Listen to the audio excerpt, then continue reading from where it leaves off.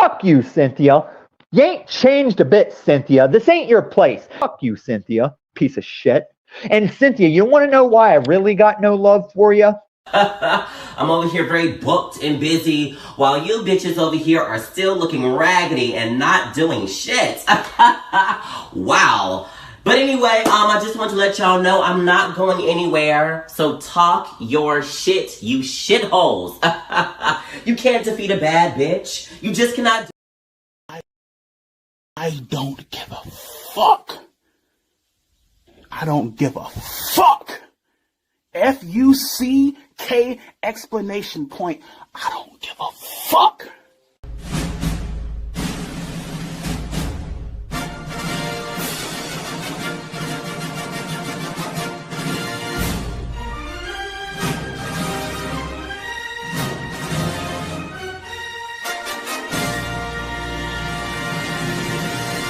The thoughts, views, and opinions expressed by the host of this show are for entertainment purposes only.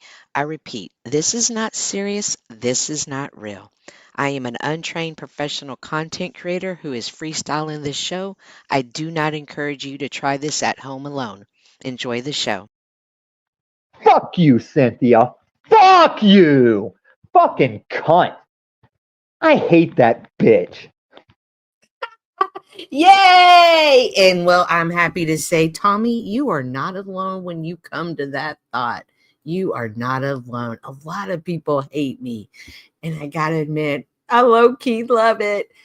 How are you guys doing this Friday evening? Coming to you live from Dallas, Texas.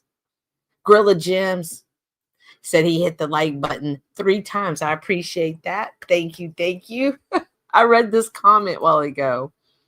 I went over to my YouTube page. You know, in case you're new here, my name is Cynthia. I go by What's Up, Cynthia. Welcome. Welcome. I haven't been live in a while, so I was like, I'm going to go live tonight. I was on Flows, and so he ended his live. And I said, well, I'll go kick the old YouTube live up. And then I saw this comment from Gorilla Biscuit saying, you're from Dallas? I was born and raised in Sherman, Texas, just up the road. I was like, wow, I wonder how he knew I was from Dallas. And then I realized my thumbnail. So yes, and I have family in Sherman, Texas. So hello, neighbor. How are you? Welcome. I hope you did hit the like button. Small world. It is indeed, especially on the YouTube streets. A very small world indeed. You never know who lives around the corner from you. All right. Yeah. We have Locksmith Jeremy. Namaste. Hello. How are you doing? Neo NY914 says, what is good? Well, it's a good day. Today is a good day. The weather's starting to cool down, and I like that. I'm ready for the fall season. Oh, hey, Lauren, I didn't see you up there. I was like, why is he talking to Lauren? Hey, Chica, how are you? And Hurricane Paro, how are you? Hope you guys have hit that like button. I don't know. It just sounds like something I should be saying. So, yes. I really don't have anything planned for tonight, but there's so much going on in the world. I feel like there's some things that there's some good conversations that could be had. Oh my gosh, hang on, y'all. Oh, there we go. I was looking for the circle. I'll open up the panel in a bit. Oh, I should have put that in the title. Oh yeah, let me go over there and change that. I haven't done YouTube in a while. I had some health issues. Had kidney stones. Oh my God, those are the worst things ever. Ever. I don't want to say in the world, but when I was in pain, it felt like it. But everything is good to go now. I have a clean bill of health. And would say, oh, let me hit this open panel. Hashtag conversation. Hashtag YouTube. So anyways, save. So everybody's like, oh, how come you haven't been going live in a while? No, that is not true. this little weasel is the one's like, oh, you haven't been going live in a while. Everybody's like, oh, I keep telling y'all, hey, my health will never ever take second place to YouTube. Like, that's just never gonna happen. My health always comes first, as yours should.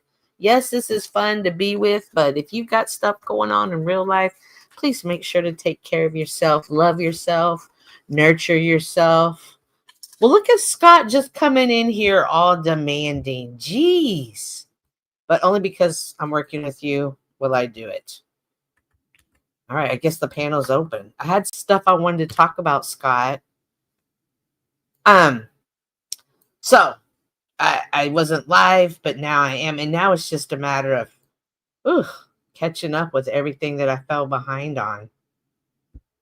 We got a lot going on in the world, right? We got the stabbing of that beautiful young living soul that was minding her own business, and people are outraged about that. It's interesting to see how everybody was just so nonchalant about it. Nonchalant. All right, let me get a mic check 1 second.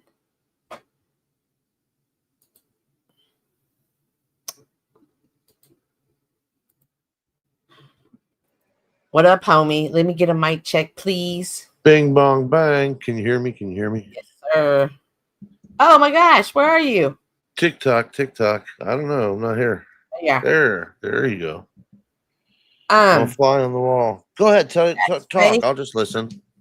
Okay. Well, are you familiar with the story I'm talking about? The young lady on the train. Yeah, both tragedies back to back. Unbelievable. We're going to speak about them both, but not the regular. Logic Spark down here says that that's fake, and I don't know, Logic. I wasn't there. You know, AI is something that can do something like that could curate that. So why don't we do this like this? You talk and you just keep talking, and then when you want me to say something, just tap me in. Okay. Okay, I like it. But I definitely want to get your input though. So don't be. Yeah. I'm going to be listening to you intently. So that's what I'm saying. If you want me to tap in, you just tap me in. Gotcha. Okay. So Logic Spark says that fake. Well, whether it is or isn't, it strikes emotion in people. That is now in everyone's hand. Every young mind has seen that. And that for me personally, when I saw it, it kind of hurt me. You know, I was like, I might, that hurt, but it was unfortunate. But what saddened me most, and Snaps is the one who keeps bringing it to the forefront, like it's desensitization. Did I say that right, Scott? Yes, you did. It's desensitization. Yeah, that word, guys. That word. I wouldn't have had a problem saying it until you made me have a problem saying it. But it was sad because, Scott, you remember when the phones were a thing. Scott and I are older. We know life before cell phones, and when they were first out, everybody was world star. Everything was recorded, and it just was like you really got a glimpse into what life was like for other people. But nobody even pulled their phones out on this. Like people just have blinders on now to violence. And if Logic Spark, he says that it's fake, or I'm sorry, I'm not sure if you're a man or a woman, but your Logical Spark believes that it's fake. Well, then why would people want us to be desensitized or program us not to help each other, just to be so nonchalant, mind our own business? That's scary. That's scary to think about. Any thoughts, Scott? How much of the stuff going on around us, the video games, the movies, the television shows, are actually adding to these kids being desensitized to violence? I mean, you have first-person shooter games, COD. You have, GTA. I just the list goes on and on and on. And then we wonder why some of these people are just, no big deal. It is a big deal. This is horrible. Oh, they say don't take the Sesame Street questions. Go off, Scott. And you're right. It is horrible. It's absolutely. I mean, between me, you, and the wind, and everybody that comes to follow to listen to this shit, this has got to stop. I mean, I don't know what it's going to take, but we can't live in a society that is going to break down like this to where we can't even go out in public, but to wonder if somebody's going to be on a rooftop. Well, yeah. That's just interesting that I just can't believe, I don't know, that there wasn't reporters, helicopters, somebody didn't see him. I don't know. We're going to talk about him in a minute. We are going to get to him because what are you spelling, Moonstone?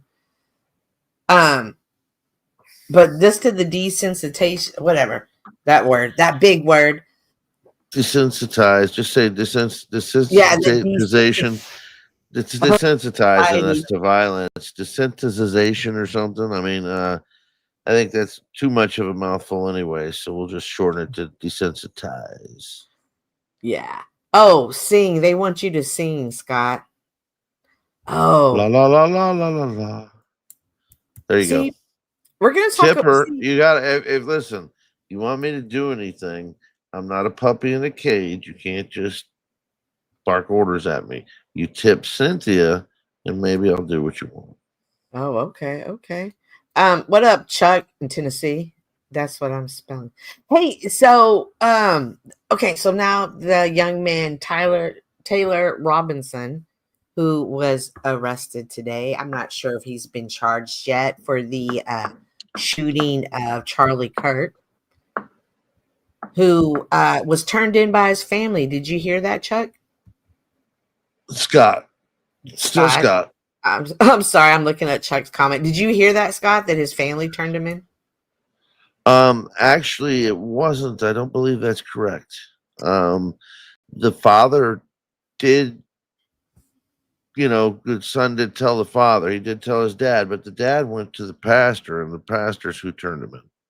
The pastor, and then, okay, so I knew there was a pastor involved, and I knew that the family was Dad involved. called the pastor and said, "What do I do? This is my son." And the pastor said, "I will handle it." Oh, you know what? So they did the right thing. They did the right thing. They absolutely did the right thing. And am I correct when I say they are Latter-day Saints? They're faith? They are out there and part of the whole Mormon culture. Yes. So okay. So there's I've seen a lot. Well, I saw somebody saying it was Christian too. So, but I don't believe that. It was very left leaning thing saying Christian. So I'm not sure.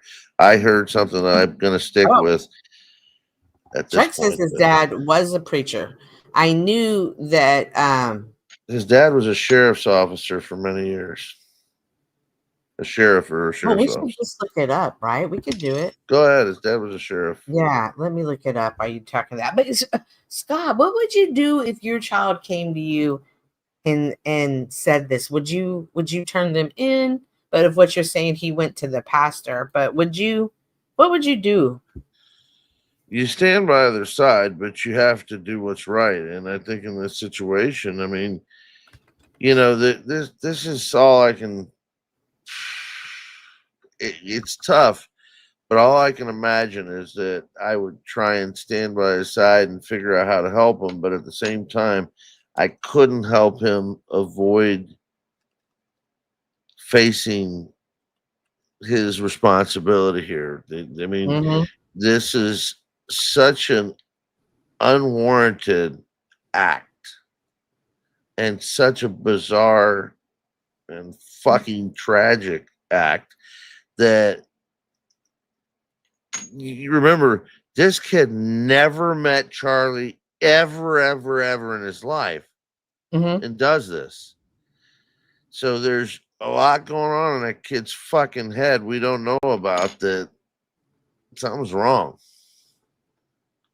Well, they do say that he had mentioned to the family that Charlie Kirk was coming to Utah, and that he was, not happy with that. I'm not sure, but I have a video back here, so let's watch this super quick, but not quick. Man, I feel like I haven't done this in a second. Give me a second.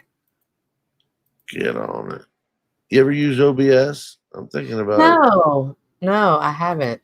I want to learn that because you can use it with Discord and you can grow like a base outside of this where, Well, Discord comes into play because his roommate had sent him messages on Discord, and right. when He sent something back to him about where the gun was and stuff, it seems. And when the officers came to interview him, he's like, "Oh yeah, I got the messages right here," and they were able to take pictures of talk about. Do you remember True Romance, a movie with Christian Slater, Patricia Arquette? One of my favorite movies. One of my all-time favorite movies, literally my favorite movie. Right. But Brad Pitt has just a couple cameo scenes in it. You remember that? You don't even see his face. You just see the back of his head. No, that you're thinking of Val Kilmer, who played Elvis. You're right. I'm talking about Brad Pitt, who played the stoner on the couch that was living off. Okay.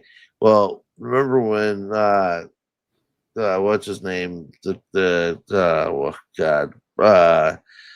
Christopher Walken and his bunch, the Sicilian mob comes looking for their drugs, Christian Slater and Patricia, and Brad Pitt's there smoking out of a honey bear. He's like, yeah, they were just here. That reminds me of that, where it just, it turns him right in, just turned him in. It's like, all right, good to know. Logical Spark is a man now, in case you didn't know. I don't think well, I don't know. Do you think? I don't think he was the stoner or just turn him right in. Yeah, I see what you're saying. No, not that there was something, not that dad. There was. Yeah, I hear you. I'm thinking that processing this thought super quick. Yeah. I don't know, but if we expect the father to turn people in, I guess we should expect the friends to do it too. I mean, they should do the right thing, right? I mean, is it different from a father and a friend, or family and a friend turning you in? Is it now snitching? In this situation, you're not snitching. I don't think so. And I think we were referencing something else just a second ago, but we'll have to go back and look at that. I'm not sure. It wasn't in reference to this that I was telling that story, though. At any rate, the snitching here is not. This is a responsibility. I don't really call this snitching as much. Either the father or the pastor. At this level of audacity, there's responsibility. This isn't a snitch, in my opinion. We were talking about the friend using the Discord messages.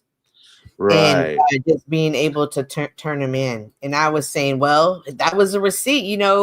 Everybody's like, show the receipts. And he's sending Discord messages, and those have now become evidence. And the friend was like, yeah, here, come look at them. Right. That's what I was referencing. The friend just blowing off, and that's, kind of the same thing. That's what I meant. But the Brad Pitt story, how he just was like, that's where they are, even though the killers were after him. So that is kind of messed up, man.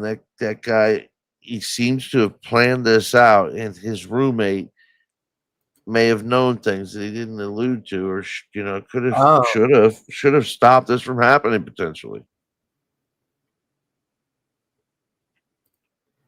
They saved the kid's life, otherwise the law might have taken him down. That's true. That's true.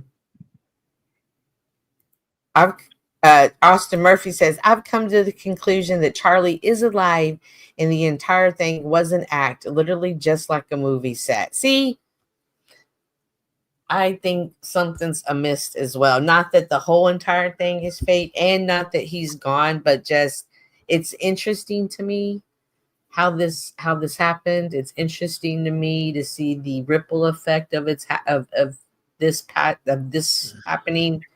And I'm curious to see what politicians and what moves they make now. Welcome, Pero. How are you today, sir? Good. Yourself? Oh, I'm doing Is it good. bad? You're in a tin can. Let me But see I what can I hear, yeah, but I can definitely hear you. You sound like a pilot at Oh yeah, see, that hurt to watch too. Oh my gosh. The people speaking on behalf of his passing are doing some of the worst acting I've ever seen in my life. That's interesting that you say that, because that's what I'm looking at as well. I'm looking at, man, you guys, y'all have these stories quick. People are showing text messages. The last thing I ever said to Charlie, I remember when we were talking about this. I mean, it's insane to see. Mic check. there's You're doing good. there's some crazy parts of this. I mean, like he jumped off of the building. Okay. You want to watch it? Should we? Well, I have the other one about the family. So before we go into that, do we want to watch the one that I had here about the family? It's titled Tyler Robinson Family Intervention Led to the Arrest in the Charlie Kirk Assassination Case. How long is it? It is 7 minutes. Yeah, put a buck in the quarter. I'm right. Struberg, the suspect in the assassination of conservative commentator Charlie Kirk, has been caught. We just got an update from officials just moments ago. Jim Nelson is live for us in Utah with the latest. Jim, we know the identity of the suspect now, and we're getting a better idea of some of the details in this investigation. Yeah, and one of the things that investigators talked about from the very beginning was the role that surveillance video would play ultimately in solving this case. And it certainly sounds as though the video and those pictures played a major role in this. We have now seen the booking photo of Tyler Robinson, a 22-year-old from Utah, who is now in custody, awaiting formal charges. And there he is that you were talking about, Scott, on being on the rooftop. Yeah, but stopped right there, and if you look, there's not a long rifle there. So evidently, this rifle. No. Back it up. Okay. Back it up and put it on .25. Uh-oh. Yeah, so you're saying that the film's just skipping because it's such a bad view. No, just watch. I saw it. Okay, well, I saw this. What I'm saying, okay, yeah, that's what all the way to the slowest you can do is what he's saying. Okay, just while it's coming off that roof. Gotcha. And Para, why I was saying this is there's two stories, because he went there with the backpack, with the gun in the backpack, so the stock comes off of the gun. All right. No. He went up. The video shows before he approached the campus, he had a limp. And that limp is a gun in his pant leg. Mike. The gun is not retractable. Now watch when he comes off this roof. Mic check. Test. Is it working now? Yes. That shooting reminds me of this shooting in a certain degree. Yeah, but see this the security guy? See this guy right to Trump's right here? He's literally behind Charlie Kirk at his shooting, giving hand signals. Yeah, that's what I was mentioning earlier. This is the guy giving hand signals. That's what they normally do. They're agents. They use hand signals in crowds like that rather than radios, particularly when somebody's at a podium speaking on a speaker. But those are Secret Service. And did Charlie Kirk have Secret Service? No, he had hired that guy private. It looks like the same guy, though. That was his private security, but it looks like the same guy. May have been working for Secret Service still. Interesting. When you look at Charlie Kirk getting shot, that guy's just behind him to the left. All right, so y'all wanted me to slow this all the way to the right, down. rather, I think. Okay. We have... And we're going to mute that because that's wild. So he's there running. Yep. Now watch when he turns around.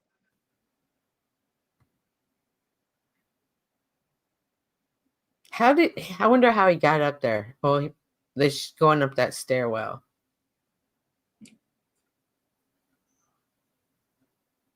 Watch as he's kneeling, turning around and kneeling down. See, you can see something in his hand, right? There. Oh, I see him. Wait. Now,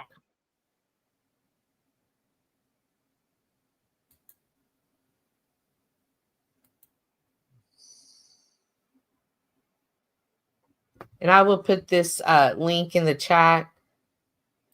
So if you guys would like to.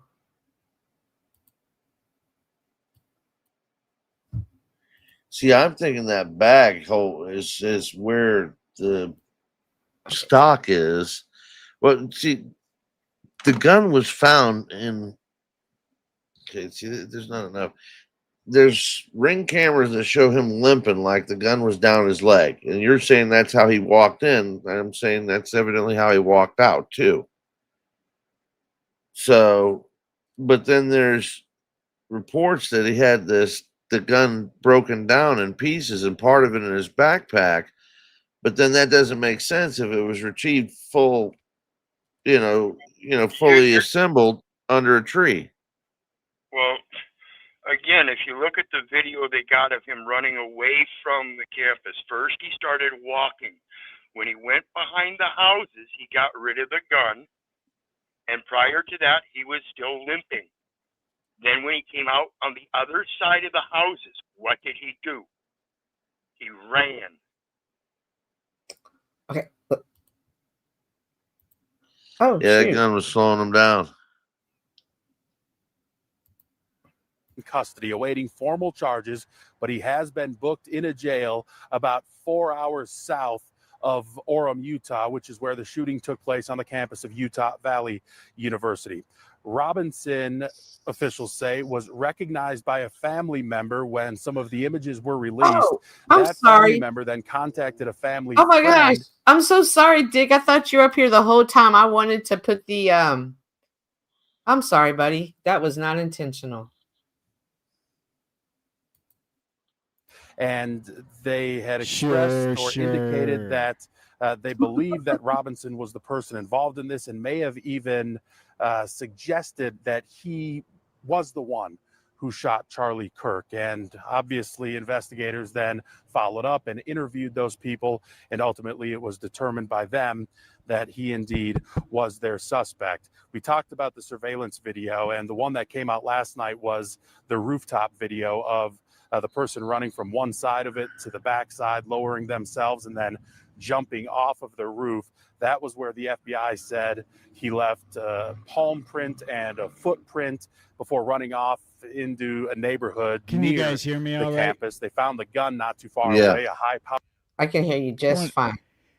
Where are you guys at with, and I think I got a kind of feel for it, but do you guys buy the narrative as it's presented, or are you sensing that something's up here and that there's more to the story that we're not being told, or that it's even orchestrated?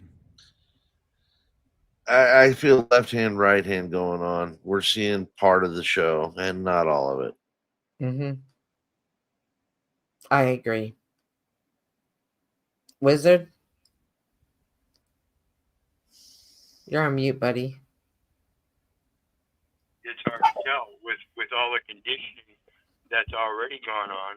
It's hard to believe that this could or could not be conditioning.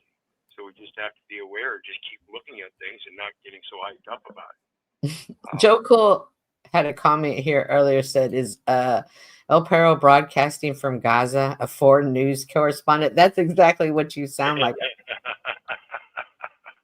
Well, if you donate more, I'll be able to get a better headset again. I busted mine the other day. Oh, Suckers. Donate. Okay. Donate. This is my grift. yeah. We will definitely watch that. So what feeling are you getting, Dick? Well, I'm just having this strange experience where I keep seeing something that's so obvious to me, and it's seemingly not being talked about anywhere. And so I'm wondering, is it just like a heightened level of censorship? Is it like, am I just like perceptive to something that nobody else is picking up on? I'll bite. There's something interesting in what you just said. Now I want to know what it is that you're picking up on. So Do tell. Okay, well, now you guys probably heard the thing about the ring, right? Like if you Yeah, the notice right switch into the pinky. What the fuck was that? No, I and that haven't was heard. What that was was a that? bait and switch to me because okay, so the ring is on his index finger right before His he ring gets finger. shot. Yeah, or sorry, his ring finger. Then he puts down his hand with the mic, and then as he gets shot, he lifts his hand back up, and then the ring is on the pinky finger. And it is very suspect because when you look at it closely and you break the frames down, you actually see the thing like it looks like AI augmentation or something, like morphs from one hand to the next. Could the video have missed it and just skipped it and interpolated that? You follow me? Could have, but that's not the thing I'm seeing, Scott. The thing that's driving me nuts that nobody is talking about is there's a black spot on dude's shirt over on the right, and it follows in 14 frames directly to the guy's neck. And it's in every footage, even the side angles, you can see it. Why is that not heavily discussed? I mean, it shows you one of a couple things. Either there's multiple shooters, right? Or the complete narrative is bullshit. There's something else completely at play there that we don't understand, or that's some kind of technology. Could that be some sort of a laser sight and the image is just being picked up as black rather than red or green or blue, whatever the laser was? Well, he takes impact with the bullet halfway of that thing moving to his neck. That's what's weird too. Okay, so it didn't make it there. Yeah, you can see that thing in a straight beeline to his neck, that black dot, but yet he gets hit halfway and it's traveling to his neck. Huh. So it's very, very strange that, like, it's unexplainable. It really does not make any sense, and I don't understand why nobody's picking up on that and really questioning it. What the hell's going on there? That's obviously. I had read something about it in a post. Somebody had said something, but I haven't watched the video other than the couple clips that I saw. I mean, this is so ghastly. I don't need it. Well, I'm definitely not picking that up, Dick. However, I am picking up because it reminds me of this. You know, how did this young man hit this president and miss the ear, right? Like this looks staged to me. Yeah, when it happened. And so then I thought, crazy. well, okay, well, this is to help his political career. Okay, this is the hero, the victory. This is what this was. This was a play. So when I see this shooting, I'm like, okay, obviously they hit. There was an overlay. Now, who's going to benefit from this? How is this agenda going to be pushed? Who's now going to be the shining star? Who has this opened the doors for? That's what I'm paying attention to. I feel like there's definitely political games being played behind the scenes that the public doesn't know about, and we're not supposed to know about it. So yeah, but see, this is the bullshit where they say don't saturate the facts. No, it is a fact that there is a black dot on the right side of his shoulder, that moves in a straight trajectory. And it doesn't hit body armor because it doesn't change trajectory at any point. It literally goes straight from one side to his neck, and then that becomes the point of entry. It's very fucking strange. Like, I'm not saying I understand what's going on there. I'd love for someone to explain it to me that really has a well thought out explanation, but this bullshit like it hit the body armor or let's obfuscate because this is taking away from the gravity of the situation. No, it's a very reasonable question. You've got something that looks like maybe Scott said, some kind of, how could it be a laser though? I mean, I've never seen a laser do anything like that. Lasers are much more precise and focused, and I mean, yeah, some no, kind of refraction or something, right? Like a refracted laser. Yeah, I mean, I have no idea. I mean, I'm likely going to try and look into the video and see that because it sounds really, really crazy. But at the same time, I mean, there's so many things that have been said and done that have just not jived too. And I'm trying to think of them, but there's more than one guy that was giving hand signals behind him. And then they they had two people under arrest. They had this Omar character that was out there. They have there was something to the narrative, a transsexual completely leaning into that, I think, and now they're leaning against that. So I don't know. Guy looks a little weird, but there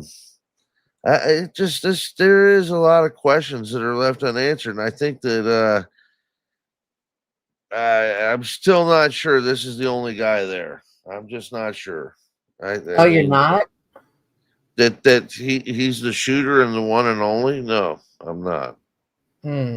Yeah, that I seems. mean, If I was guessing, it seems plausible. There's other people involved that maybe they don't know about or haven't caught or they're not talking about because they don't want to show their hand. It's just guessing, though. it could be said- handlers. It could be another shooter involved. I mean, not for nothing. There's So my question would be, why would they want to assassinate him, right? And it's a political game. Do you know who Oh. he is? Yes. Do you know how he started out? What he's done? Well, I know that he was very, very influential with the youth. He was like probably one of the top two influencers for the youth. Without And going he as has- far to say it, I will go this far and say it would have likely been a very different race in 2016 without Turning Point USA and Charlie Kirk. And I've heard him been referred to as the Trump whisperer. he may have been a president, in all honesty, down the road. Just simply that sharp and an uneducated one. He never went to college. Mm-hmm. But a very sharp guy. And very morally grounded and morally sound in his arguments. And it sounded like he encouraged the opposition to have conversation. He encouraged people to step away and to spend time step away from social media and to, touch grass, as we say here. So I do agree. He was on the road. His wife? Did you hear his wife speak? No, we were going to listen to that. I guess we're done. Did y'all want to finish? Oh, my Lord. I mean, no matter what you think, that was so powerful. It's like it's hard not to be emotional. Before we listen, I want to listen to that, but before we listen to it, can I just remind you of something Charlie himself said? Sure. He said, when you stop talking, that's when you get violence. The weak can never forgive. Forgiveness is an attribute of the strong. It's the only way out of the labyrinth of suffering. That is to forgive. It is to welcome without judgment, to love without condition, and to forgive without limit. Charlie Kirk. Thank you, Chuck. Scott. The government always unalives people who speak the truth and give equal time for others to speak their truth. Daisy May, I have to agree. It is a pattern I have seen. Can I prove it? No, but it's definitely a pattern I see. He's a Martin Luther King. He's a threat to the establishment. And might I, before you go further into his wife, let me just say this. He started out with a table, just went out to a college and started talking to people. And it just grew from there. And he never stopped from that. Just saying it matters what the youth are going to do and what they're going to say. And they need to realize that tomorrow matters to them because they're the ones that are going to face it. Yes. So he was a great guy.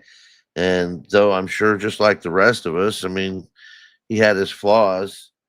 He was a mountain of a man among us. And, I'm glad he left a legacy of so much video that was captured of him that the people that didn't know him can now. Okay, so I have the video of his wife. So I guess, do we want to finish the news story, or do y'all want to go to the wife's speech? Because I have not heard it. And I mean, Dick, let me, because I did ask Scott and Wizard this earlier, because it was the family that, you know, encouraged him to turn himself in. If you found yourself in your situation with your children, how would you respond to that? Yeah, I mean, I think any father, you know, looks at that as just like the worst nightmare, and the idea of being in that circumstance would be just so torturous and terrifying. But there's consequences for actions. So if you do something on that level and you're in that capacity, the guy was 22 years old. Mm-hmm. He needs to take responsibility for his action, and I would say you need to fall on the sword at that point. You did something absolutely horrific, so go take your punishment, whatever that is. If that's the death sentence, I'd give my child the best hug I could and say, you gotta own it, man. It's your actions. You'd stand by him, but you wouldn't stand up for him. He did wrong. Every man, if they're their own man or their own woman, and they are in their own recognizance and they're acting out of their own prerogative, they've got their own internal compass, and they make a decision like that. They obviously, even if it was haphazard, I mean, this is life. You took another person's father, you took another person's husband, you took another person's, friend. joy, and yeah, it's just, there's consequences to that. it doesn't, there's not a pretty, it's like everybody always wants a happy ending. That's why we have to take responsibility for our actions and be thoughtful about how we do things, because there is consequence for actions. And situation like that, there's no one's going to be satisfied with the outcome. Wizard put a video back stage saying that this was in reference to what Scott was saying, right, Wizard?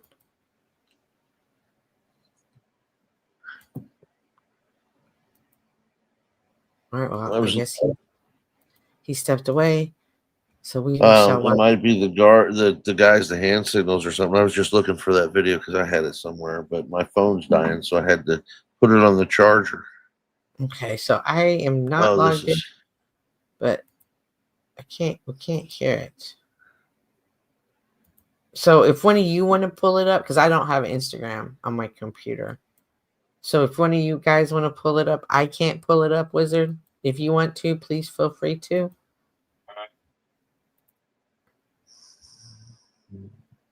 And I do have the audio, the video of his wife speaking. And after this, where did Wizard go? Okay, there you go. You got it, Wizard. Welcome without judgment, love without condition, forgive without limit. Yeah. Oh, okay. Forgive your enemies. Nothing annoys them so much.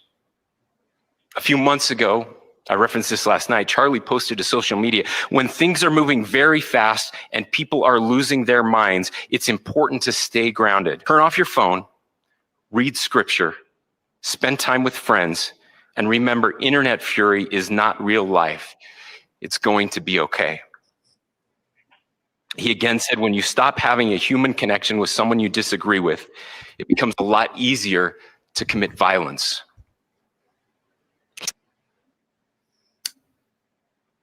Thank you. I have the only thing that I would disagree with when he said that internet fury isn't real life, because as we have seen, with the Las Vegas shooting and other beast people who have lost their lives due to a comment made on social media, due to anything that happened on social media. I think that's something that perhaps only the youth understand. To them, it is real life.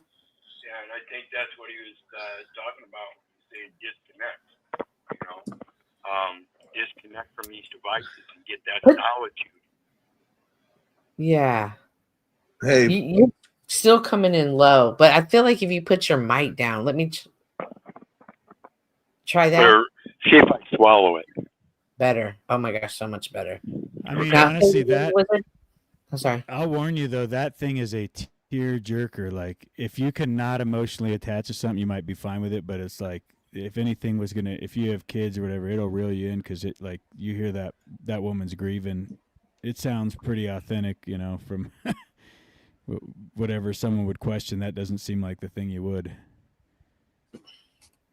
You can tell she's hurting. In the back, I put a link to those guards. They're the hand signals by the guys behind them. Okay, so let me think a She second. has a powerful moment though, and I won't blow it, but I'm gonna check out because I don't want to listen to it again because you'll see what I'm saying. Mm-hmm. Thank you, Dick, for coming up. I appreciate you. Cheers, peace. I don't have Facebook either. Don't worry about it. You want to do it? All right. Here, let me see if I can. How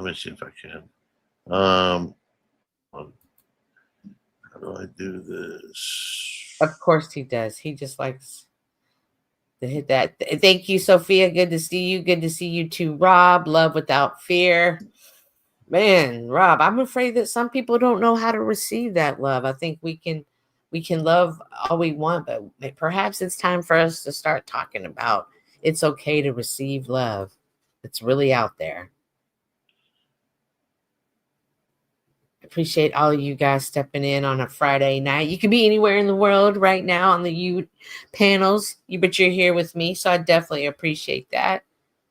And here's another one. Okay, about the Christian Wizard put another one back. Do you want to tell us? Do you want to tell us what this one is? The one you just put back. Yeah, that's the one where he's actually talking about the common law and the Constitution and how it's the foundation of this country and the laws that we have. And that's why it's important to follow them. That's in accord with your nation.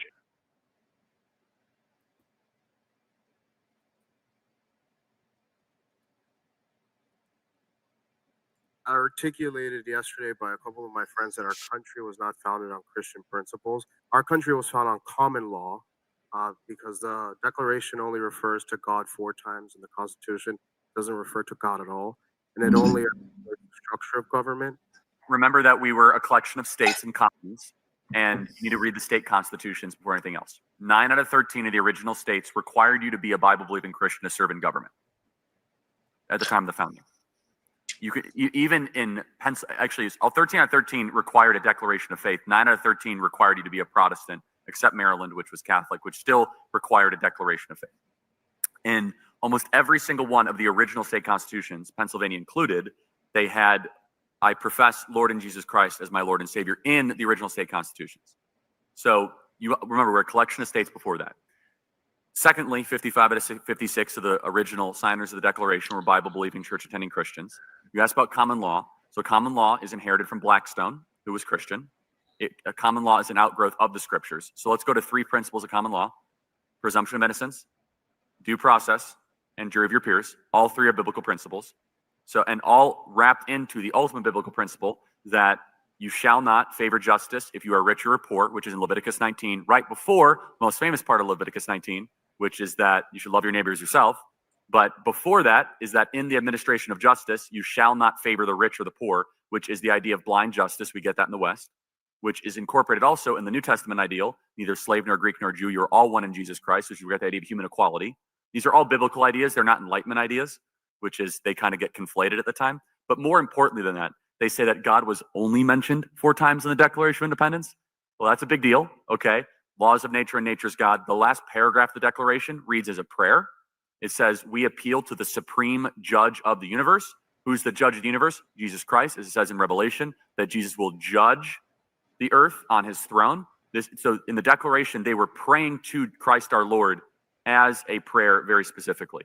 Thirdly, as I said on stage yesterday, Deuteronomy was by far the most quoted book, religious or non-religious, in the time of the founding when they were putting together the Constitution, more than John Locke, more than Montesquieu, more than Blackstone. So the book of Deuteronomy, which talked about laws, customs, traditions. It was Moses' farewell address as he's about to say goodbye, say, hey, good luck in Canaan, guys. Here's how you should set up your form of government.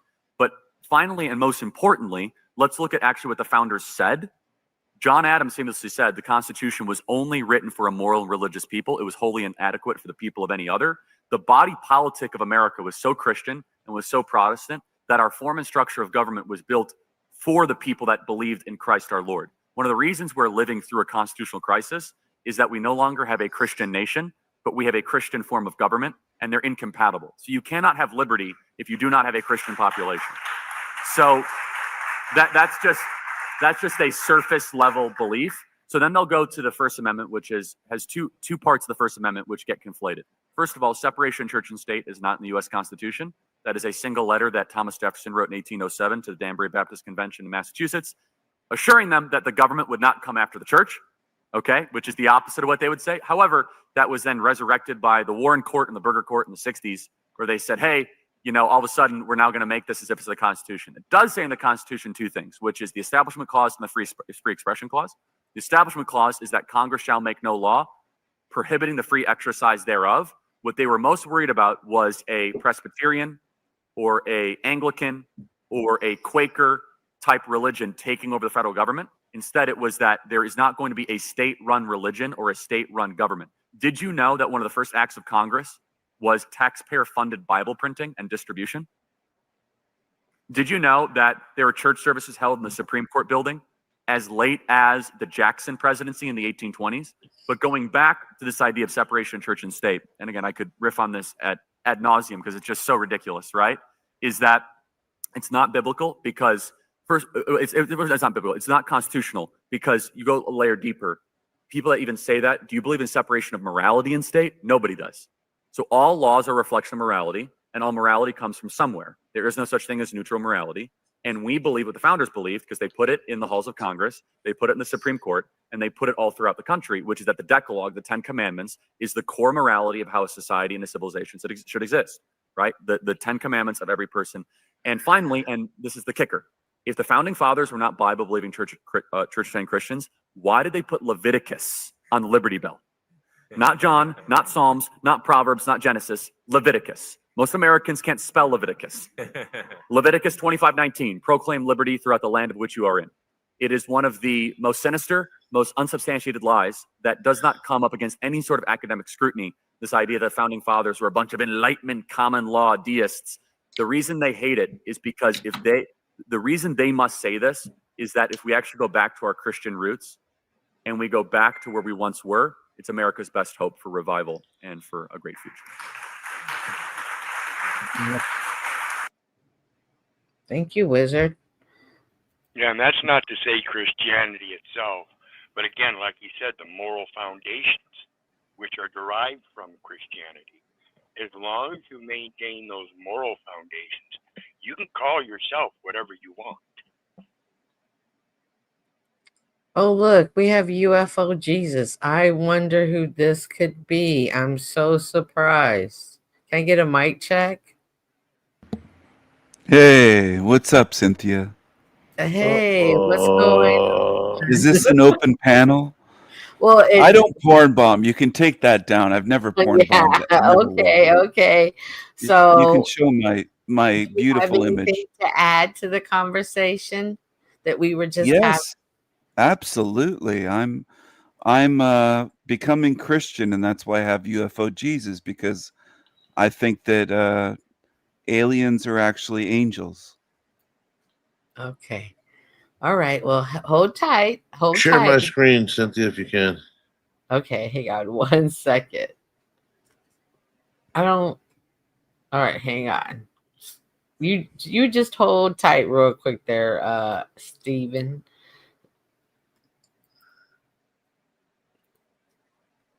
Is it there? One. This Is it one? playing? Yes. See him? Look at the guy right there, right behind him. See this guy? That's the guy that was by Trump. Is it? Yeah. Watch him. This guy's giving hand signals, but this guy, look at him. Go right behind Charlie. Look at this guy. They're going to show him again. Hold on. The other guy. Watch the other guy. You This is the pause Trump it. Can guy. you pause it when it gets there? See the guy behind Charlie right there with the tattoo on his arm? Yeah, but I mean, Okay, but we'll get right there. okay. Let me put the banner up.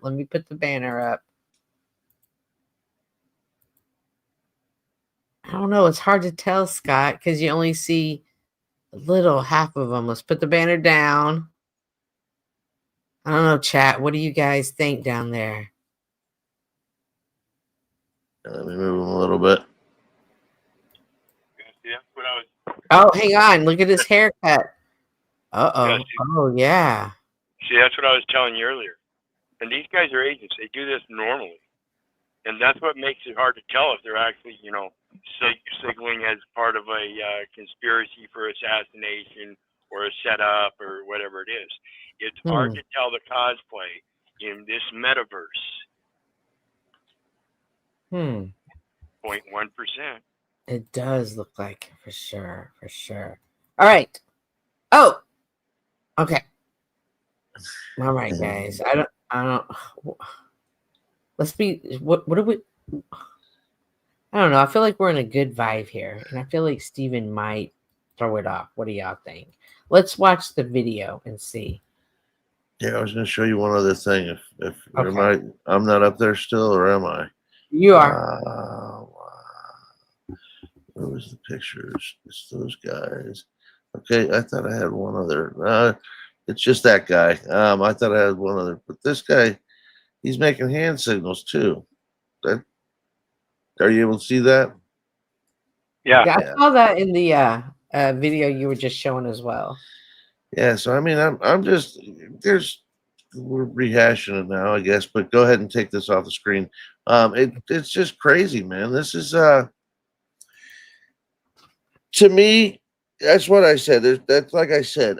I think there might have been someone much closer that took that shot. This kid, he may have been I want to see ballistics and everything, and the potential, like Dick was talking with the green screen. I think it's there. Mm-hmm. We You have lost anything Dick. to add, Steven? Yeah, actually, I agree with what Scott's saying. I'd have to see the ballistics, and I'm suspicious. I think there might be more to the event, as we'll call it, than what we're told by the mainstream media. I think there's a lot of questions. Did y'all hear he had words written on all of the bullets? That's what they tell us, etched but into 'em. they could have Yeah. lied about that, right? And it's possible, but Have maybe they not. shown pictures Not of the shown bullets? us, but they're very specific as to what was etched into it. So that each one Some had of it something seemed different. pretty lengthy to be on a bullet casing. Well, Some of it was like, it's like, damn, it's like 3 sentences. How did you etch that on there? You know what I mean? It's like, damn. I want to see. I want to see that evidence too. All right, I'm going to now play the his wife. Have you heard this yet, Steven? His wife speaking? No, I haven't. All right.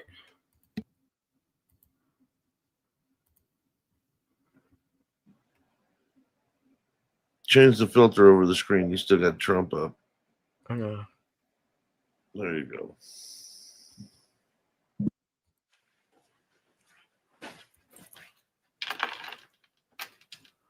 Jesus.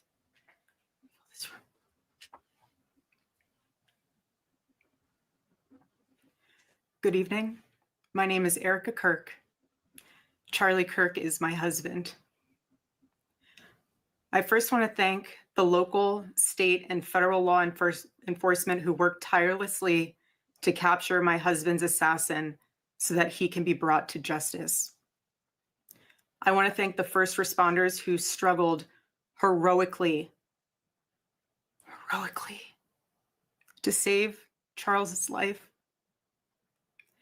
and the police who acted bravely to make sure that there were no other victims on that terrible afternoon. I want to thank the officers who have protected our Turning Point USA family these past 2 days. And I want to thank the Turning Point USA board, the COO, Justin Strife, and my husband's chief of staff, the amazing Mikey McCoy, for all their work in these terrible days to be the stability for our family and for the wider Turning Point USA family as well. My heart is with every one of my husband's employees who lost a friend and a mentor. I want to thank the staffers of his amazing Charlie Kirk show, who helped him broadcast from this studio, this chair. Every day he loved it. He loved what he did.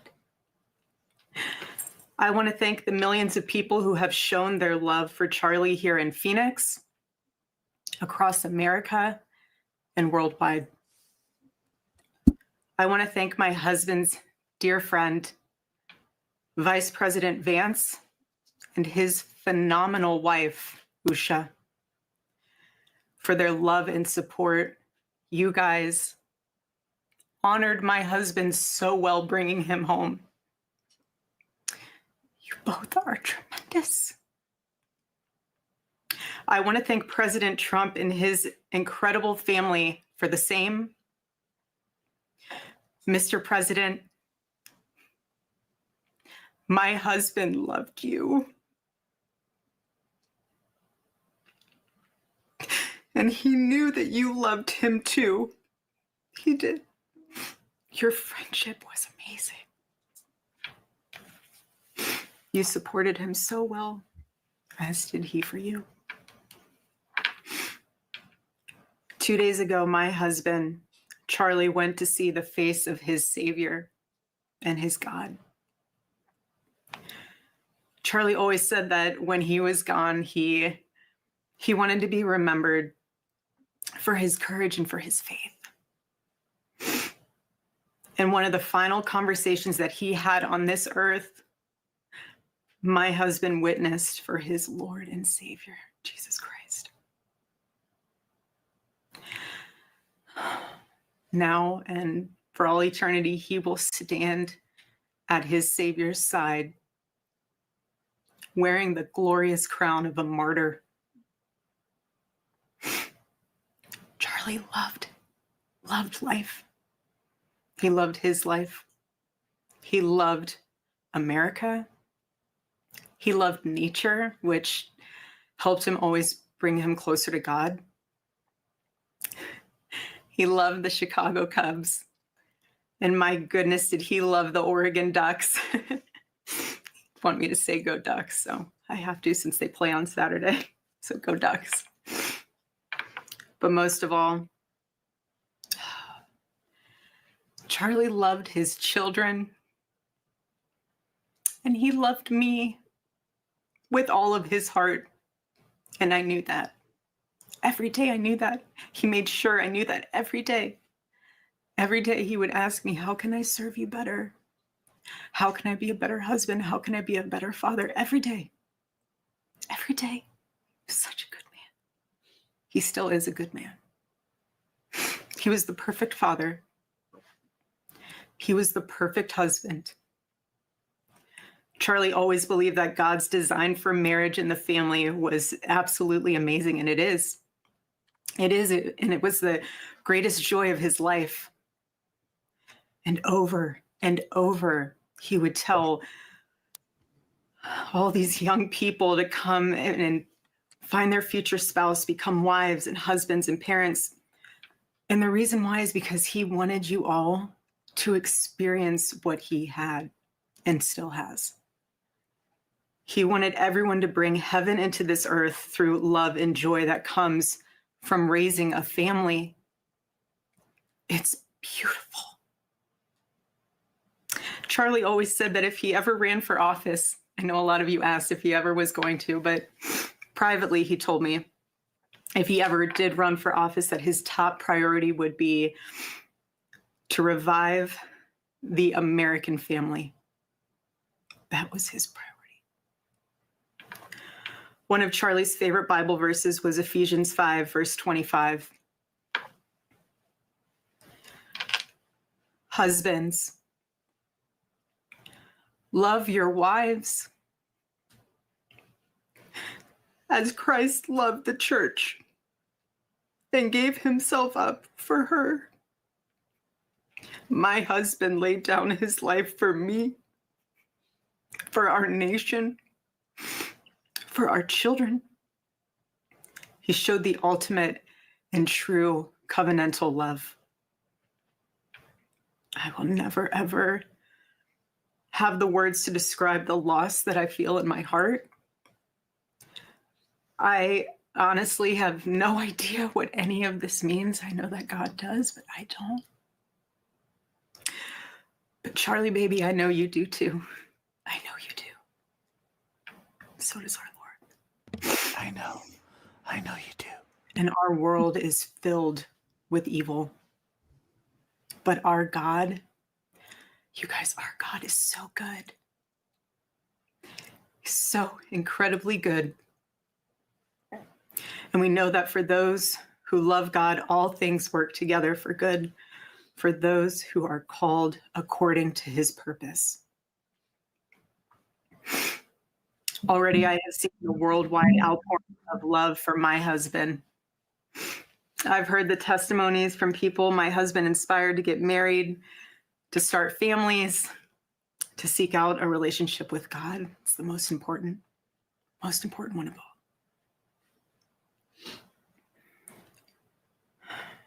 The evildoers responsible for my husband's assassination have no idea what they have done. They killed Charlie because he preached a message of patriotism, faith, and of God's merciful love. But they should all know this. If you thought that my husband's mission was powerful before, you have no idea. You have no idea what you just have unleashed across this entire country and this world. You have no idea. You have no idea the fire that you have ignited within this wife. The cries of this widow will echo around the world like a battle cry.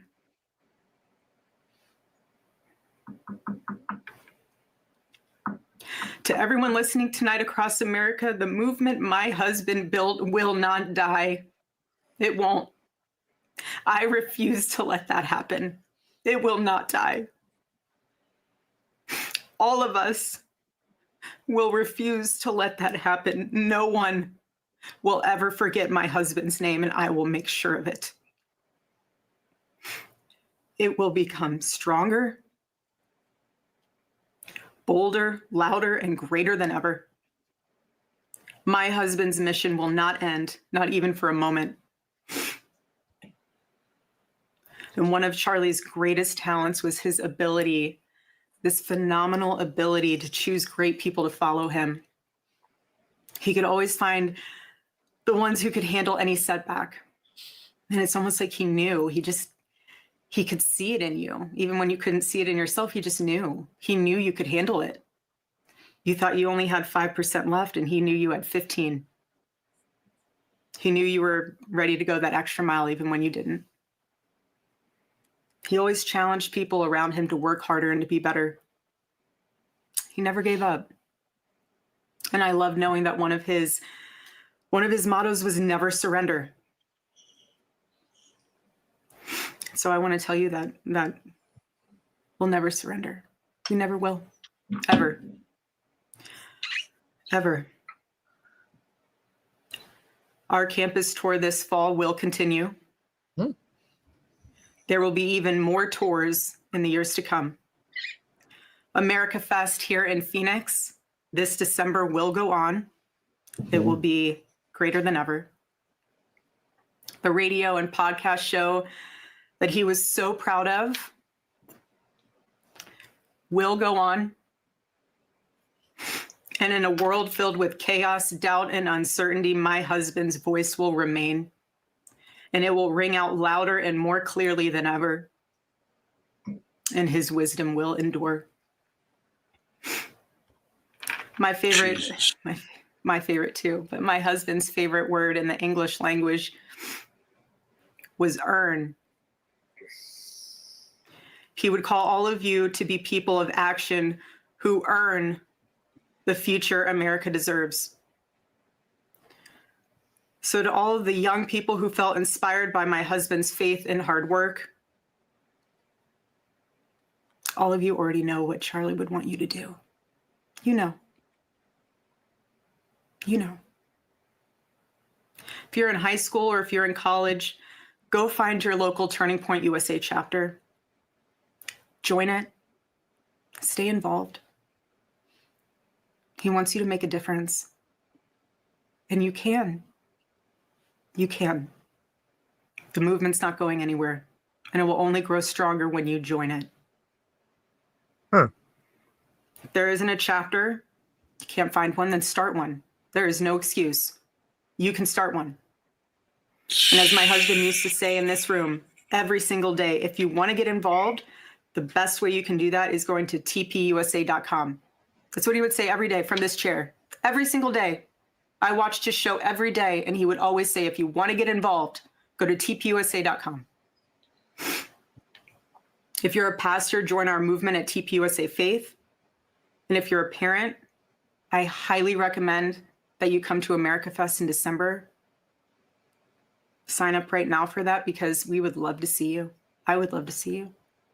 Charlie would. He'll be there. He'll be there in spirit. Bring your kids, bring your family. But most important of all, if you aren't a member of a church, I beg you to join one. A Bible-believing church. Our battle is not simply a political one. Above all, it is spiritual. It is spiritual. The spiritual warfare is palpable. Charlie loved his Savior with all of his heart, and he wanted every one of you to know him too. He wanted everyone to know that if they confess the Lord Jesus Christ who rose from the dead, then they will be saved.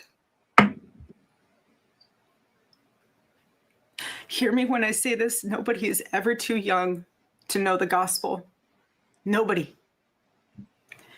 Nobody is ever too young to get involved with saving this beautiful country, this country my husband loved and still loves.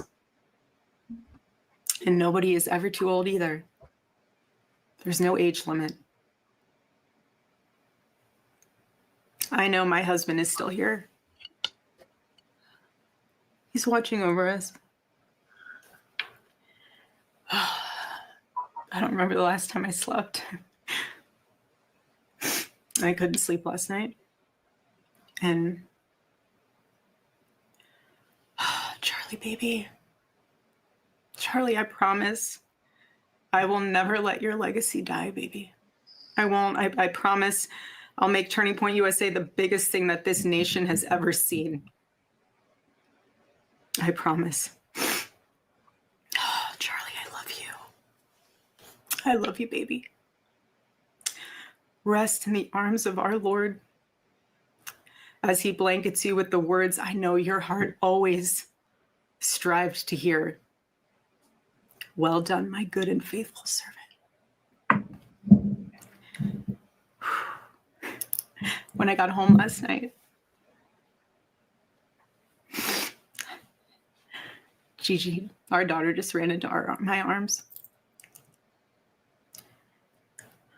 And I talked to her and she said, Mommy, I missed you. I said, I miss you too, baby.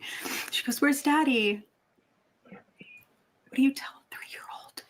She's 3. I said, baby, Daddy loves you so much. Don't you worry. He's on a work trip with Jesus, so he can afford your blueberry budget. And my goodness, am I so humbled to witness Charlie, you alongside Jesus right now, doing what you always want to do, baby. Making heaven crowded, right? That's what it's all about. Making heaven crowded. I can't wait to see you again one day. Thank you all again who love my husband, who supported him, who wrote him an email every single day during his radio show. He read all of them. All of them.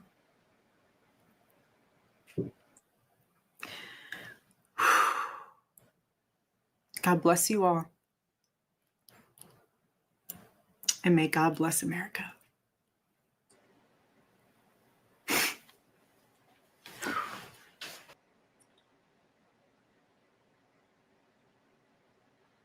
Wow.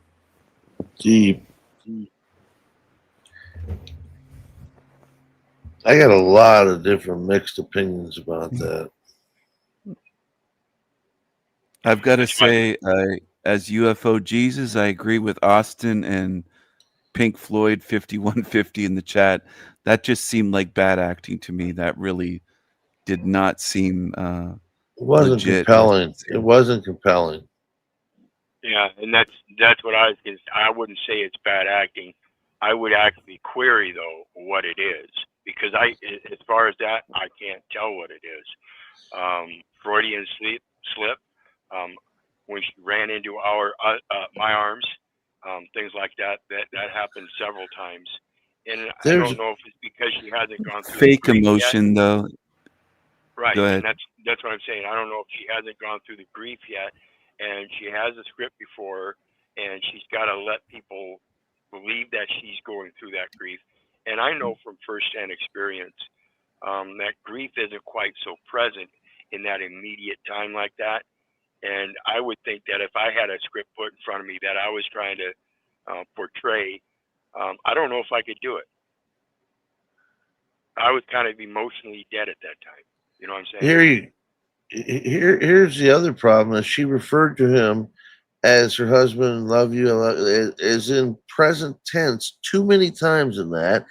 And then the other thing, it looked like a complete play, in her own words, for Turning Point USA. Like, whatever's happening is happening on a grand scale, and we're gonna do this, and everybody join. And if you haven't joined, then you gotta join. It was like a promotion, an advertisement. It was really weird. It was Fucking just one like, what? big advertisement, it seemed like. What was the Freudian slip she said? I didn't catch that. She kept saying he was alive, like, and when the baby ran into the room, she said, when she ran into my arms. Yeah, many times throughout she used his name in a present tense. Okay. Yes, she did. But I want to say this: do you think there's a possibility that Charlie Kirk is alive, that it was a Freemason psyop acting, and that she's going to be visiting him on some private island or something, giving him BJs this week? Do you think that could be possible? No, it's a legit question. I have no clue. I don't know, because I agree. It did sound like a battle cry for Turning Point USA, and her message was that we're going to get back to the American family. They even in the clip that you presented earlier, Wizard, it sounds like they're trying to get the revival started. Let me ask you this. I agree. If you have a guy that's standing there making hand signals and stuff, and somebody on the other end, has sound like a gun, gunshot, maybe there's a guy with a gun there, but that's just because it's for show. And you have somebody up front who's got an exploding pack that's already, part of Charlie's, they've already, Hollywood, they can do whatever the fuck they want. Absolutely. Now, to do an absolute play for the country, for gun violence, for gun confiscation and shit, I don't put it past this government to psyop the fucking bunch of us. They've done it how many times already?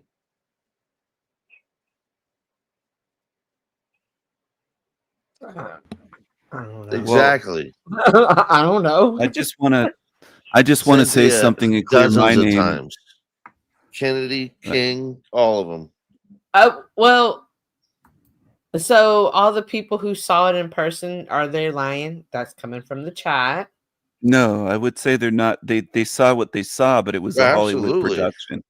It was a but Hollywood I production, you think? Hollywood production, a Freemasonic production. She was even standing in front of bricks, and bricks is masonry used by Freemasons, and Freemasons pull off a lot of these events. But when she said that to her daughter, or claims she said it, whether she actually did or not, that Charlie is on a work trip or whatever with Jesus, she didn't mean UFO Jesus, not me. I'm not involved. I just want to say that right off the bat. I have nothing to do with Charlie Kirk or his wife. If they're even married, that might have been a Hollywood marriage. Just tell But the these- truth. You this don't goes back, work. you know, go ahead. Just tell the truth. I You don't don't work. work. There's that part. I don't work. I He work couldn't miracles. be on a work my trip man. with you. Yeah, but you don't work. Not work. You don't work, have a no. job. You don't clock in. There's no time card. No, You That's just true. work, That's Stop not it. work. I do work miracles. I do walk on water, and my buddy Oh. Black Jesus walks Oh, on that's right. watermelons. I'm You not probably Um, even work out. Work out. I mean, walk out and work out. I You walk wouldn't be out able on to water. stand to be with Charlie different. Kirk for days. Like we Wizard. couldn't share a hotel room on a work trip or anything. Wizard. Going back to, we both agree that they're trying to get the revival started. Is that necessarily a bad thing? Does America need the revival again? Not at all a bad thing. That was the foundation of Charlie Kirk's message in a whole.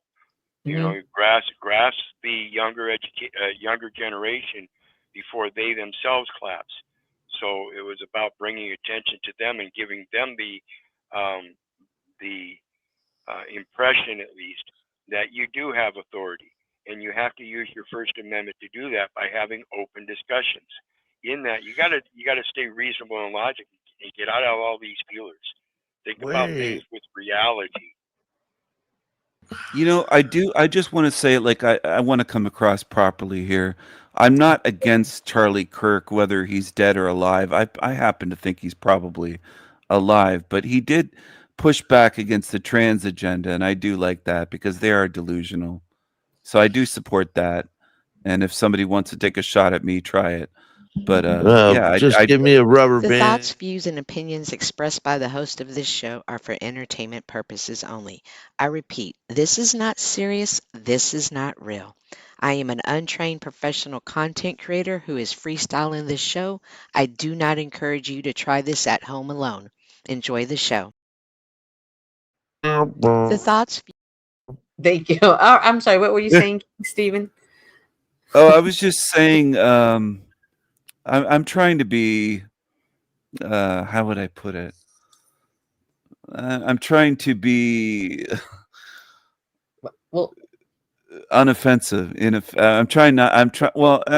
I'm trying not to say too much, but I'm trying to walk the line, I guess. But I do respect what he said about trans, because I do think that it's a delusion. I think that what Charlie Kirk would say to these students on campuses, I do support what he said in that respect.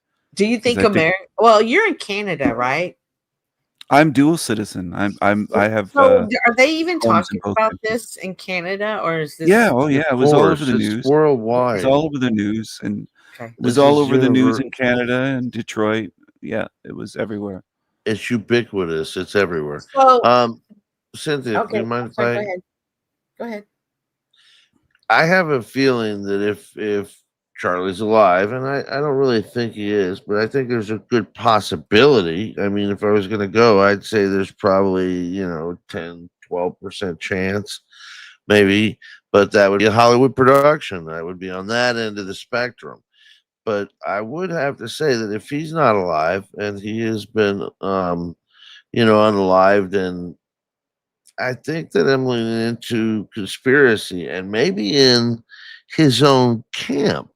That security guard, his wife, it may have been a play somehow with the president or people involved with TPUSA. There could be something afoot that's, well, you need to look into it. I mean, I hope that the Cash Patel crew and them, they look into it, because something's rotten in Denmark. This just doesn't smell right. Why the fuck did this happen? It stinks. Well, I agree. so if we agree that America, and is the same energy the same in Canada, Stephen, where you feel a revival coming on, or no?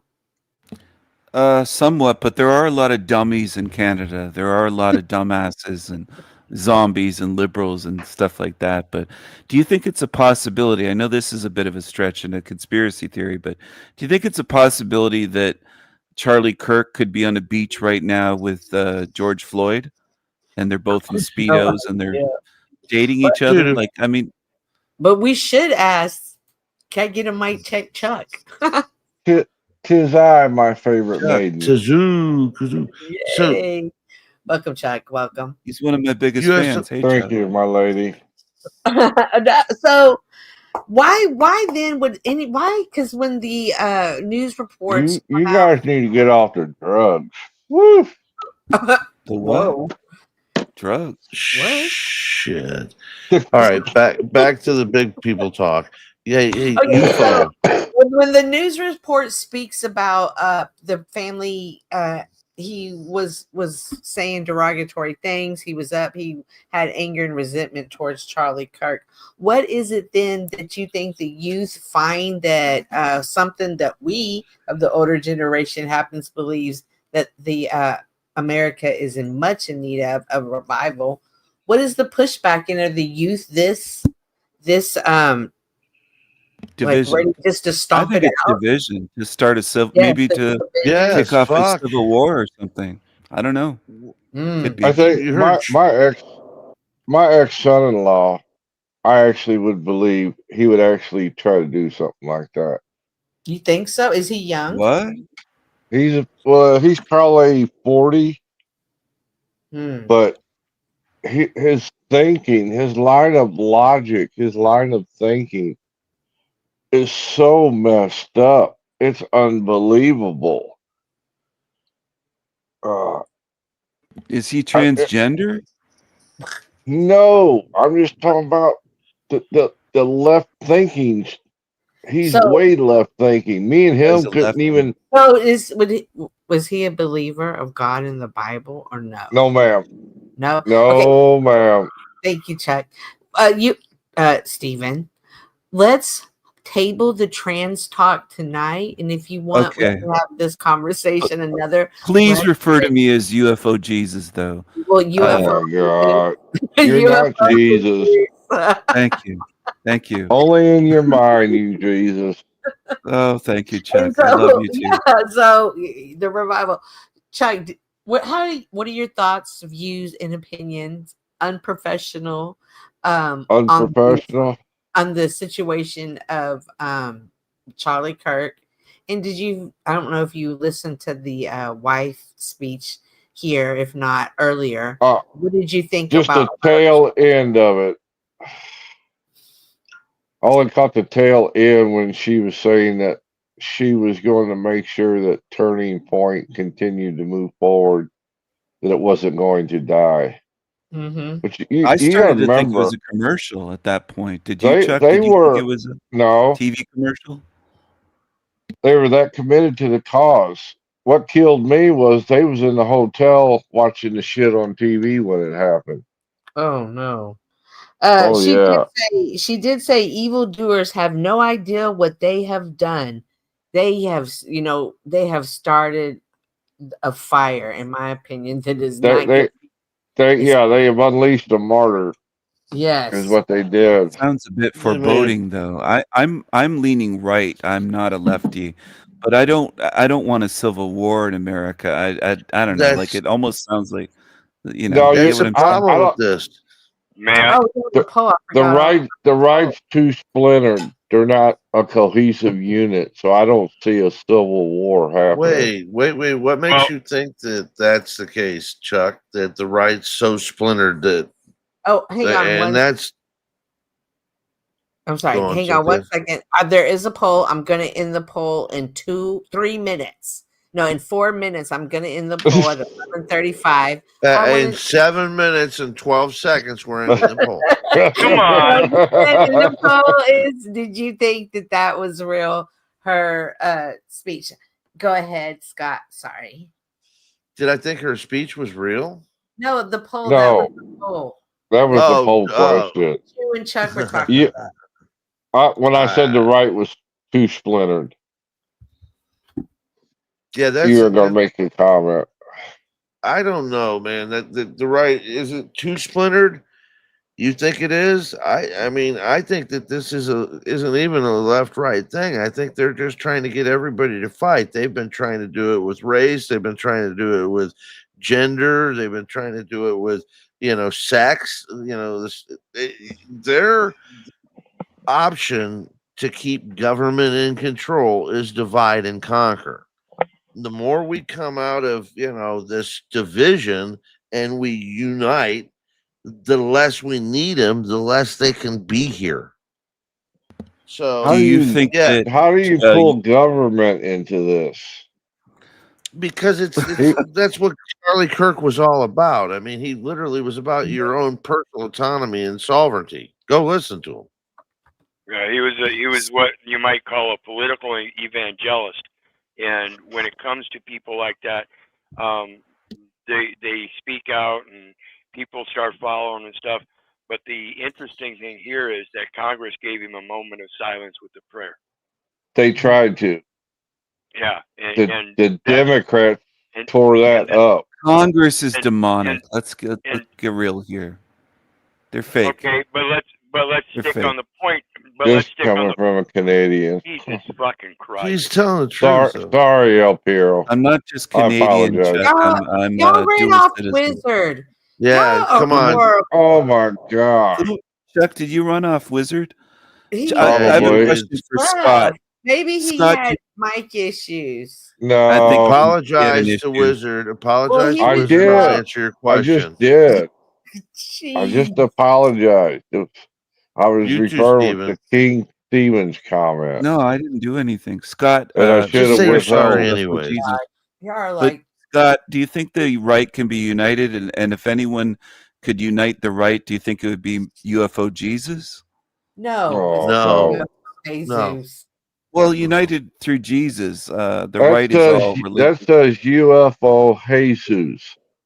No, That's no. what it says. Yes, it Get your does. readers on. Get your reader Or glasses or on. I'm Jorge. reading Is it that. Jorge or Yehu? I'm And UFO that says your Jesus, and dog. It says your I dog. think I could. I think That- I could That's unite the right. that's your And blasphemy for the Lord and Savior. not That says blasphemy at all. Somebody UFO Hey, suggested. I like what Scott was saying when they just want us to fight. They've been trying to get us fighting with Well, race. you got to remember, Charlie And I Cook. come in Cook. peace. I'm not here to fight. Crook. I called him Crook. Charlie Kirk. The way he pulled together the youngins around the last election was phenomenal. How united that crowd was, the college youngins that he was speaking to. But you're Right. easily impressed, Chuck. You're an old No, boomer, so he's right. He did. He had a magnetism about him for sure. He was very well versed, and he did an excellent job of breaking it down and easy to understand. And he didn't well, I try try to force do that with feed you folks, and you God just make fun of down my their name. throat. I'm sorry, he fell. What was that, Chuck? Oh, poor guy. I said, the thing I liked about, I mean, even though I didn't agree with all of Mr. Charlie, Mm-hmm. but I never once saw him trying to cram God down anybody's throat. Mm-hmm. If they asked him, he would share it with them. No, he relied on the Bible for things, yes, Scott. But I'm just saying, he wasn't a typical. That wasn't a core tenet of his argument. His arguments were based. He didn't just turn Right. to you're a sinner, you're God. No, I would agree with that 100%. Right. That's what I was trying to say. It may not have come out that way, but Yeah, but his whole shtick is Jesus and God, and so he is just 100% faith and faith based. But he didn't need that for his arguments because his arguments were based as well. So meaning he could go right into the founding fathers. He could tell you about the Constitution. He could tell you, like you just heard earlier, about the constitutions of the individual original states. So would he have been 35 by the next election? no, it was 31, so it would have been It was shy. close. He was almost 32, so it's real close, I think. Yeah, but I don't think he would have been. You got JD Vance who's going to come up next in the run-ins. I I don't don't think think he would he have been. stand. I don't think Vance stands a chance, to be honest with you. Wizard It says, depends. hang on, Wizard's here. He says Charlie Clerk was not political and had absolutely nothing to do with the government when that was his content, civics. He who has greater interest in someone trying to educate people out of Satanism. Statism. Statism. Statism. My bad. Sorry. So what? Nothing to do. Wizard, come back up here. We'll get rid of Chuck. Yeah, I'll be It quiet. wasn't Chuck. It was Well, Jesus. Steven, yeah, Jesus. I was just trying to pipe him down, and it just made it worse. So that was my bad. Oh, okay. So Wizard says, make it make sense. Keep babbling about how government is demonic. Absolutely, that is why he was trying to teach the civics and morals to the younger generation. Man, Exactly. They got rid of civics in school.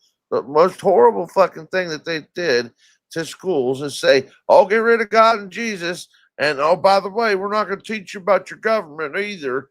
Y'all are fucked." Then remember, that's what this country was founded on. You know, I mean, So Apara saying, Mike. Oh, I'm sorry. Never mind. Never said he was part of the government. So would he have even wanted to be president, do you think?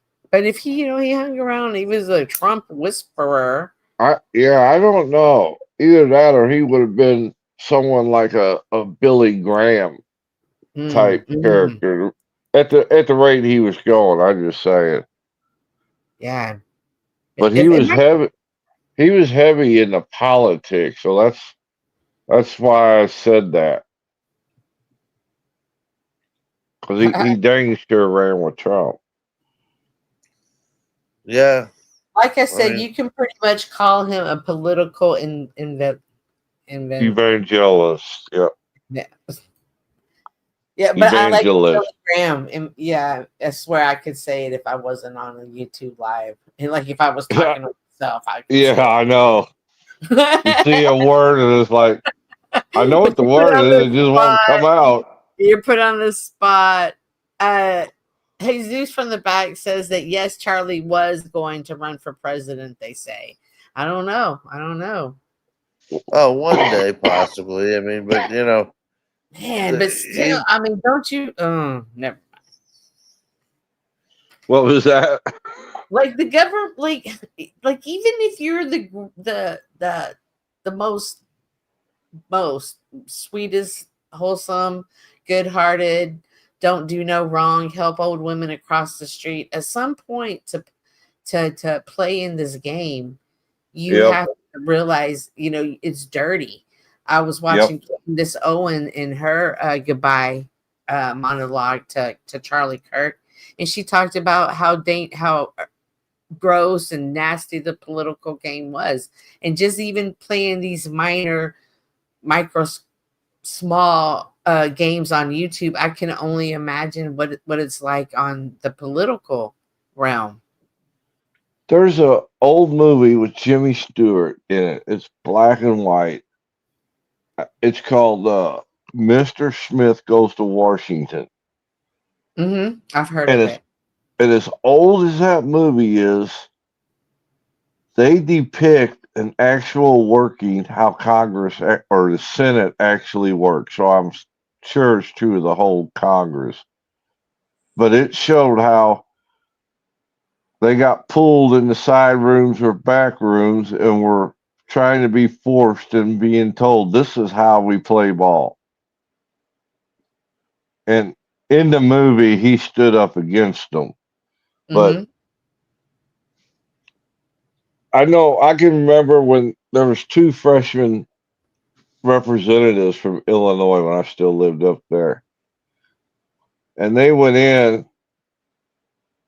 with looking to try to help things, change things pretty good, you know. and they were voting against what the Republican leadership wanted them to vote. Mhm. And they said one day they went to vote and they came back and their office was no longer where it had been. They had been moved down to the boiler room. Mm. And I think if I'm not mistaken, they both quit, didn't seek re-election because they figured out real fast that if you don't play ball, you don't get to do anything. And even you remember Fred Thompson? He was the heavy set fat DA on Law and Order. Mm. Yeah, it was a fucking yeah. And he With and he was mustache also and a- Buford. No, he was also Buford Pusser in Walking Tall Okay. when he was younger. But anyway, he was an actor. He ran for the senator from Tennessee, and he won because he thought he could make a difference. Mm-hmm. He got in there. He quit. He got so fed up with them, he quit and went back to acting Mm. because he said, I couldn't He get even get nothing done. right. He said, I couldn't even take a single bill that would help X amount of people without hurting any other program. And they would not let me walk it through by itself without tagging on 100 other items to it. Mm. He said, all I wanted was a clean bill, and they refused to do it without all these tag-ons. And when he refused, they wouldn't advance his bill. So after a while, he figured it out real quick, and he said, "That's it. I'm done with you all," and he quit. Mm. Wizard says, why the fuck? Hang on.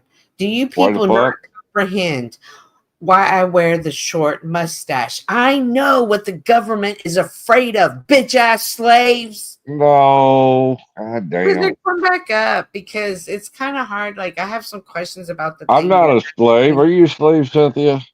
I don't know. Probably. Chuck, you're definitely a slave, and Cynthia, My because you just said you grandkids, don't know, that probably makes you one. Do you think this was, and Mike 23 wants to hear from you. Mike's a good kid. Yeah, it says Wizard. Come on, Wizard. Mike's a I don't good know. kid, I'm Chuck curious. Because I like what you say about, they've been wanting us to fight. Is this the powers that be, the whatever may be? Is this them, trying to get the fight Cynthia, started? let me point this out. If there was going to be a fight, it would have happened during the Summer of Love when you had BLM and Antifa, torching down everything, taking over police stations. Not one person stood up against them, against all that rioting, looting, burning. Not one person. What's that tell you? You think people are going to get excited because one man got shot? Oh, they're pushing for it, Chuck. They're pushing for it, and don't underestimate the powder keg that is this USA. Wizard says he's not coming back up. No thanks. I'm at my limit. My mic sounds like I'm in a helicopter, and if I yell again, I may blow these speakers. That's a fact. It's pretty Earlier accurate, but it sounded cool. We just were going to ask you to give on us a Flo's traffic readout. channel, I said, "This is John Wayne Airport, El Piro. You're clear for runway 3." Oh man. Okay. I don't know, man. Okay, so one person's fight, they want to get the fight started, but now, then why the youth is so against the family unit? The youth ain't trying to hear the scriptures to the point where they're just gonna have so much hate that they're just gonna just start shooting people out, because it sounds like they are getting the revival started. It sounds like there's going to be a lot more people speaking boldly about their faith, walking in their faith. So is the world ready for that? I personally think that the world is in need of that. But is this the fight? The young and the old, the believers, the non-believers? I have somebody Good, new to the good stage. day. Ruh-roh. I don't know. They go by the name of, I don't know. Welcome to the stage. What's your name? Hello, I don't know. Hello, Cynthia. What's up? Nothing. What's up with you? What's your name? Cillian. Cillian. Yeah. Oh, well, nice. Hi, welcome to the page. Can I get a what brings you here tonight? The Jesus himself brought me here. The Savior. Oh Lord, it's one He of is. it's one of King Stephen's minions. Jesus. Yeah. King Stephen, the Lord himself. Oh Lord, All right. So, how are you feeling? Have you been keeping up with the story about Charlie Kirk? Are you be thinking? careful. Keep in mind, it's just another one of the psyops. It's nothing else. They Live Truth. Do you know the person, the channel name? They Live Truth. They Live Truth. No, I don't know. Yes. Search him on YouTube. He completely debunks and decrypts every single aspect of it. Hear you. Well, I'm going to go ahead Pull and up keep this that finish. channel, Cynthia. No, I'm not pulling They up that. live first. They live first. We were having a good conversation, and we're going to keep having a good I conversation. agree. I'm just. Man, playing. I'm like, this is what I was asking. Is it the believers, non-believers, the young, the old? Like what? As someone who's getting old, I don't want to live in a world where young people just can't stand us because of our beliefs and our faith. I want them to understand. I'm not even asking you to believe, but just at least try to understand the same way I can understand. But again, society, these kids, they're now grown. They've grown up with video games. They're materialistic. Yeah, they've grown up. Well, they're very self-centered because of social media, MySpace, YouTube, everything, Instagram, TikTok, Snapchat. It's all about them, and so they're not trying to hear this. And it sounds like this young man, just wasn't trying to hear it, obviously, and did that. But I wonder, was he a sociable guy?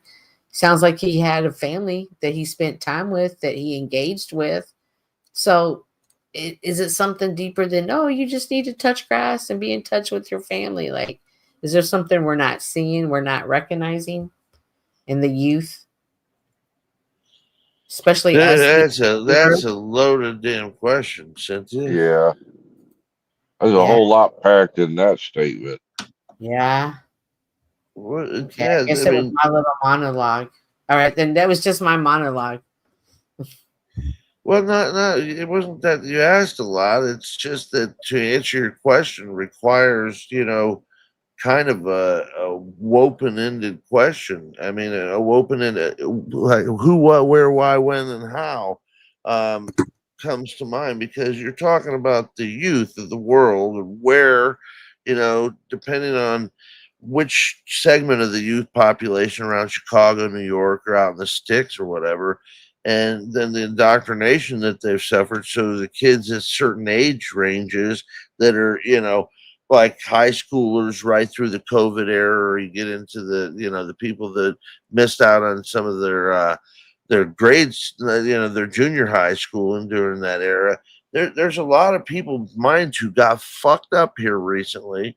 And then the institutional learning put the thumb on the liberal, separatist, divisive rhetoric.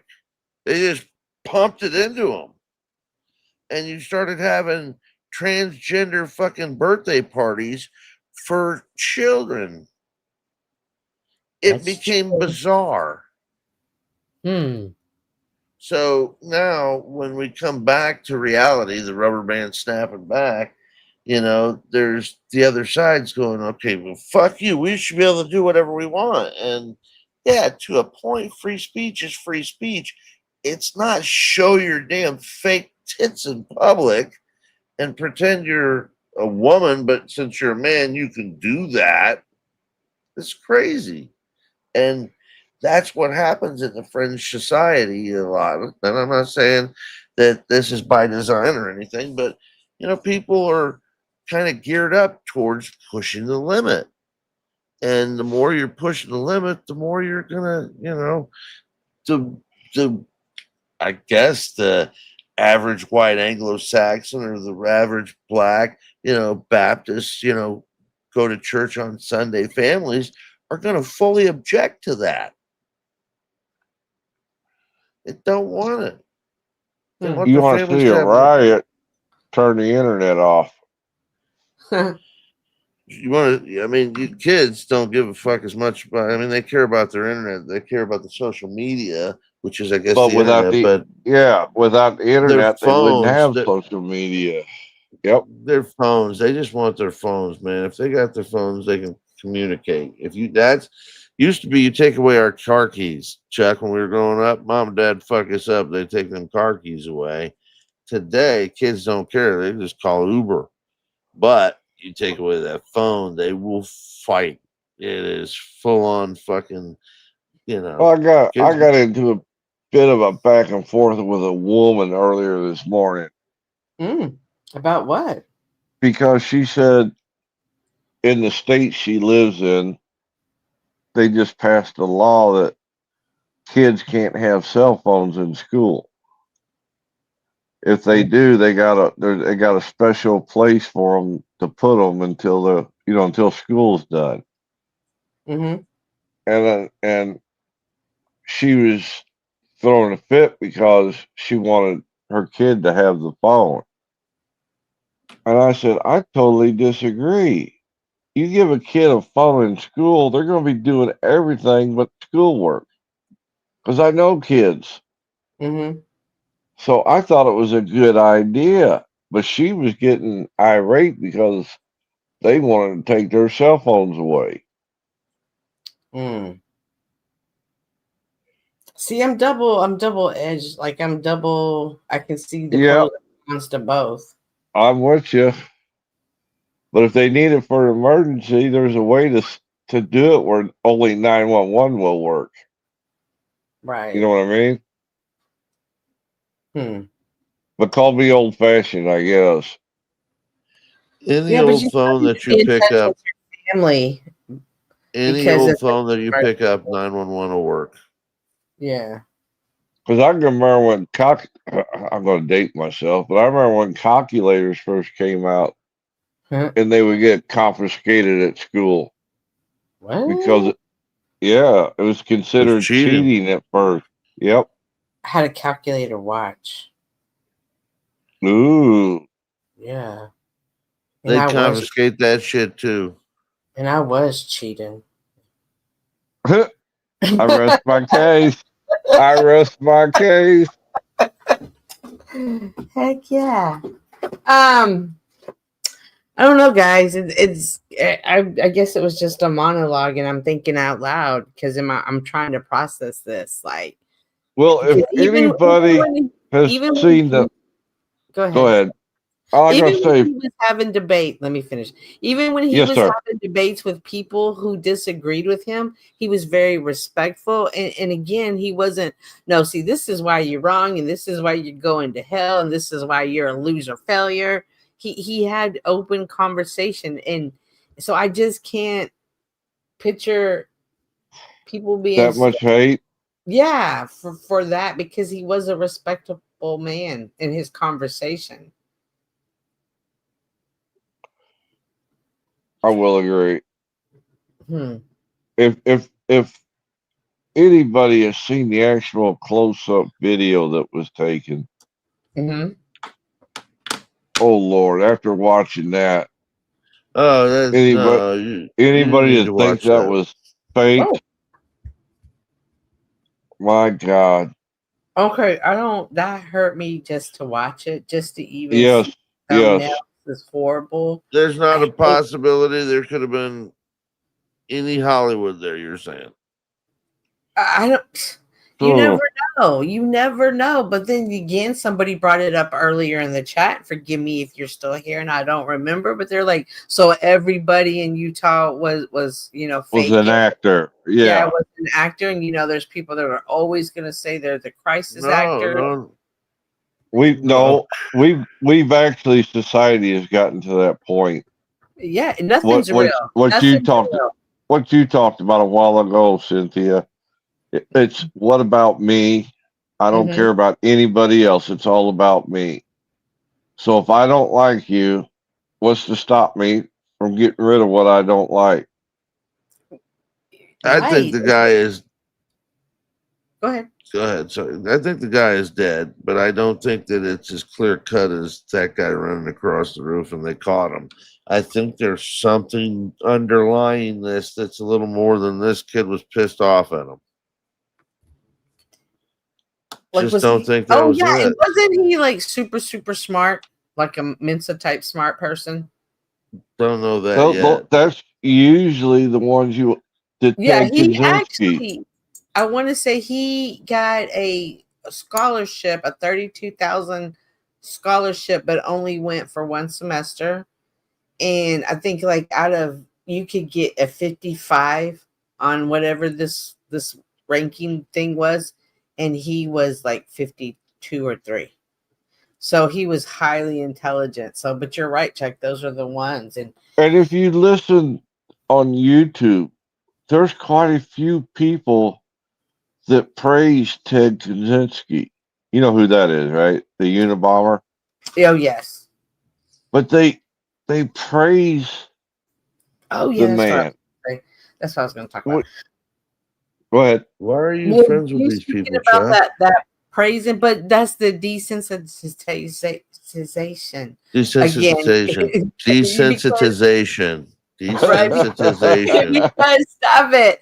Because when they were, because it's in our phone, and us, we're older, we're not used to seeing that. We're kind of taken back. But now you put that in the hands of a child who's played video games and played those type of games, and so now it's like, oh, this is great. Like it's shifting the minds of the youth. And that's the problem. That's a huge problem. I don't want that.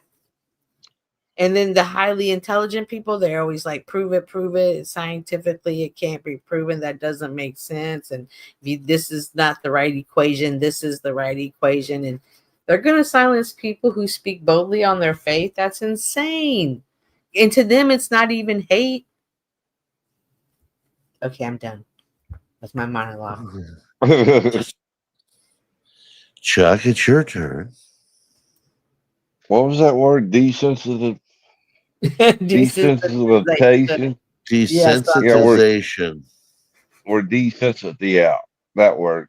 That's a Desensitized. fact. Now, see, like down here where I live, Cynthia, Mm-hmm. I'm going to say 90, if not 95% of the vehicles in this area I live have a reference to God on the vehicle. Whereas when I lived up in the St. Louis area, you might have seen one car every 6 months that said something about God on it. Down here, Yeah. they might be poor and everything else, but they some God fearing people in this area. Mm-hmm. Oh, you And heifer. Utah too, and it was a minister that encouraged him, and it sounds like negotiated his turning himself in. Well, the youth minister was also a U.S. Marshal. Oh, So he was able, well, the dad talked the kid into talking to the youth pastor in the first place. So I'm sure the guy used his youth pastor role more than he did as U.S. Marshal, but explained to him it would be better if he would turn himself in. Because if he hadn't, if the cops had have found him, I don't know what the outcome would have been. Right. But if he respected his pastor in Utah and like they were Latter-day Saints, it still doesn't make sense why he wanted to Yeah, they haven't let that Bond. part out. Yeah, they haven't let the motivation. Oh, I wanted to talk about the bullets. Hang on. Yep. Yeah, the bullets. With the words on them. Yeah. That's a fairly new phenomenon that's going on. That they're putting messages on the shell casings. I don't know how new you think that is. Well, I'm just talking recent times. Yeah, in the last probably 2 decades. I have arguably the cousin. That was my cousin, my first cousin's stepson. You know, he decided to end himself in Minecraft and left, left the same etchings on those bullets. The casings. He did that on like 12 different fucking bullets, all kinds of shit. I think they said this kid did it on 3. The one he fired and then the 2 extra There's that 4, he I had think. laying Yeah, there. 4. Was it 4? It was 4. Yeah. But that was from what I've read, that was actually an 8mm Mauser that was a German World War II rifle. It was 30-06. Oh, hang on. I have the video pulled up talking about It was a Tyler Mauser, but it Roberts was a 38. bullet casings reveal disturbing messages. Transgender. I know there's been speculation as well as to the writing on those casings, those bullet casings, and I believe we have that as well. And I will share that with you now. So the area north of Campus Drive Road where the suspect crossed over, you saw some of that in the video that we released last night, consists of a grassy area with trees on the edge of the UVU campus. Investigators discovered a bolt-action rifle wrapped in a dark colored towel. The rifle was determined to be a Mauser Model 98 30-06 caliber bolt-action rifle. The rifle had a scope mounted on top of it. Investigators noted inscriptions that had been engraved on casings found with the rifle. Inscriptions on a fired casing read, "Notices bulges, capital OWO, what's this question mark?" Inscriptions on the 3 unfired casings read, "Hey fascist, exclamation point, catch, exclamation point." Up arrow symbol, right arrow and symbol, and 3 down arrow symbols. A second unfired casing read, "Oh Bella Chow, Bella Chow, Bella Chow, Chow Chow." And a third unfired casing read, "If you read this, you are gay, LMAO." What is that? Oh, Bella Chow, Bella Chow. Do y'all know what that would even be in reference to? It was from Italy. It was what the revolutionaries in Italy, a song they used to sing to unite. Oh. You know, to uplift their spirits, if I'm not mistaken. That's what I'm trying to find right now. I don't want to lie. God, you have anything to add about the weapon? Well, the Mauser is a German gun, I think you said, Chuck. Yeah, yeah. Mauser action though has been used in a bunch of other guns. You know, so that's not just any old gun. It's actually, you know, there was some craftsmanship to them. At any rate, I don't know, man. This the bullets and stuff like that is still. Is this all adding to a narrative? Is this all, you know, here, look here, look here, look here? It just seems like there's a lot to look at when, I don't know, it doesn't seem like necessarily it needs to be there or that it fits so much, you know, because they're saying there's transgender messages, but he's supposedly not a transgender or gay stuff or whatever. I don't know. See, I don't know. Well, then there was that one that says if you are reading this, you're gay. And then there was like, oh, the one notices bulge. So as a professional meat gazer, I know what that means. And so it's just interesting that was he like, what's the struggles of the youth are not the struggles that we had, gentlemen. There's so many boys or kids these days that are just, you know, they seem to be bisexual or, you know, they just don't even know who they are. Mm-hmm. They're so lost. There's a generation that's just, they identify as, well, you know, I don't know. I mean, if I was part of this generation, they would probably. I'll put it in back chat, Cynthia. Okay. Oh, Bella Ciao, Bella Ciao. Colin said this may be a reference to lyrics in somewhat controversial Italian song that is anti-fascist in nature. Yep. Okay. I'm gonna copy. Stalin. It was something to do with that. Yeah, it was something to do with Stalin. In the front.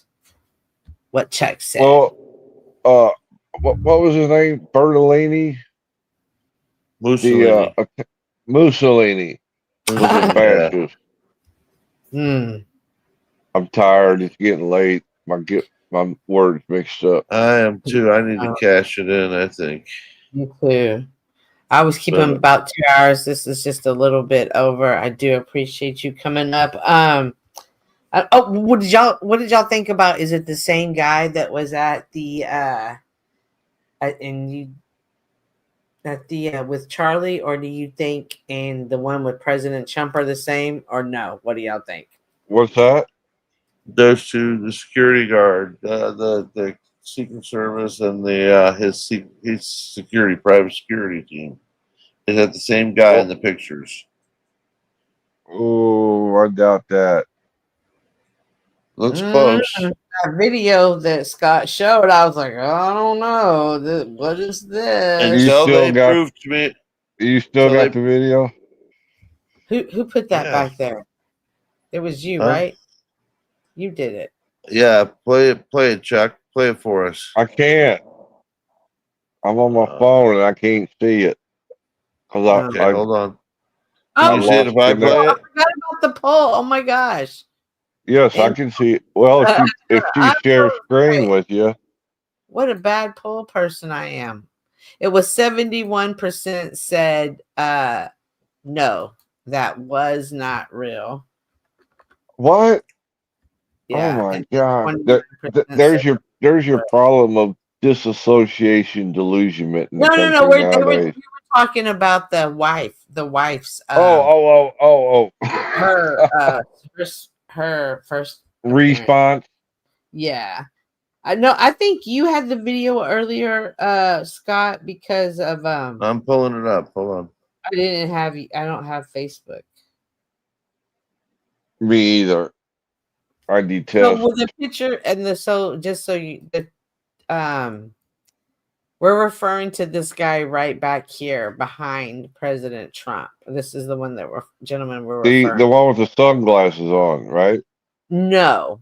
The one behind him. Yeah, no, the guy with the sunglasses. No, the guy with the sunglasses. Oh, the guy with the sunglasses. The skinny guy. This one? Yeah, the guy with the sunglasses on. No, he doesn't look the same. The guy looks older. He looks like He this looks- guy in the back. We don't have more. a clear picture. Now watch the video, okay? See the guy Okay. with sunglasses? You ready for the video? Okay. Let me Yeah. blow up my phone. Footage of Charlie Kirk's assassination shows a man behind him making mysterious hand signals just There's seconds not the before the same fatal shot. guy. This guy right here, Oh. right behind. Oh, that guy? Okay, go ahead. Online No. Wait, look at the haircut. viewers immediately speculated he Look at that right there. Oh, look at that guy. signal That is is not. No, that is Yeah, not he the looks same older. guy. someone, even claiming he Yeah. resembled a Yeah. Secret Service agent. Authorities say he was actually Kirk's personal security, but the cryptic gestures have ignited a firestorm of conspiracy theories. Shocking new footage from Charlie Kirk's assassination shows a man hang on. behind him making mysterious hand signals just seconds before the fatal shot. Online viewers immediately speculated he was signaling to someone, even claiming he resembled. Hang Oh, on. Lord. People Yeah. are coming up with the weirdest shit. I thought it looked like this guy behind him more. Because they have the This same. this, this too. gentleman here is definitely older. Yeah, definitely. Definitely older. Okay, I think Scott's looking up something else. Oh, yeah. Wish we could see that bigger. I don't know. All righty. Well, I'm not sure, guys. All I know is it's definitely something that it does seem like there's more going on than what the American public knows. Oh. My goodness.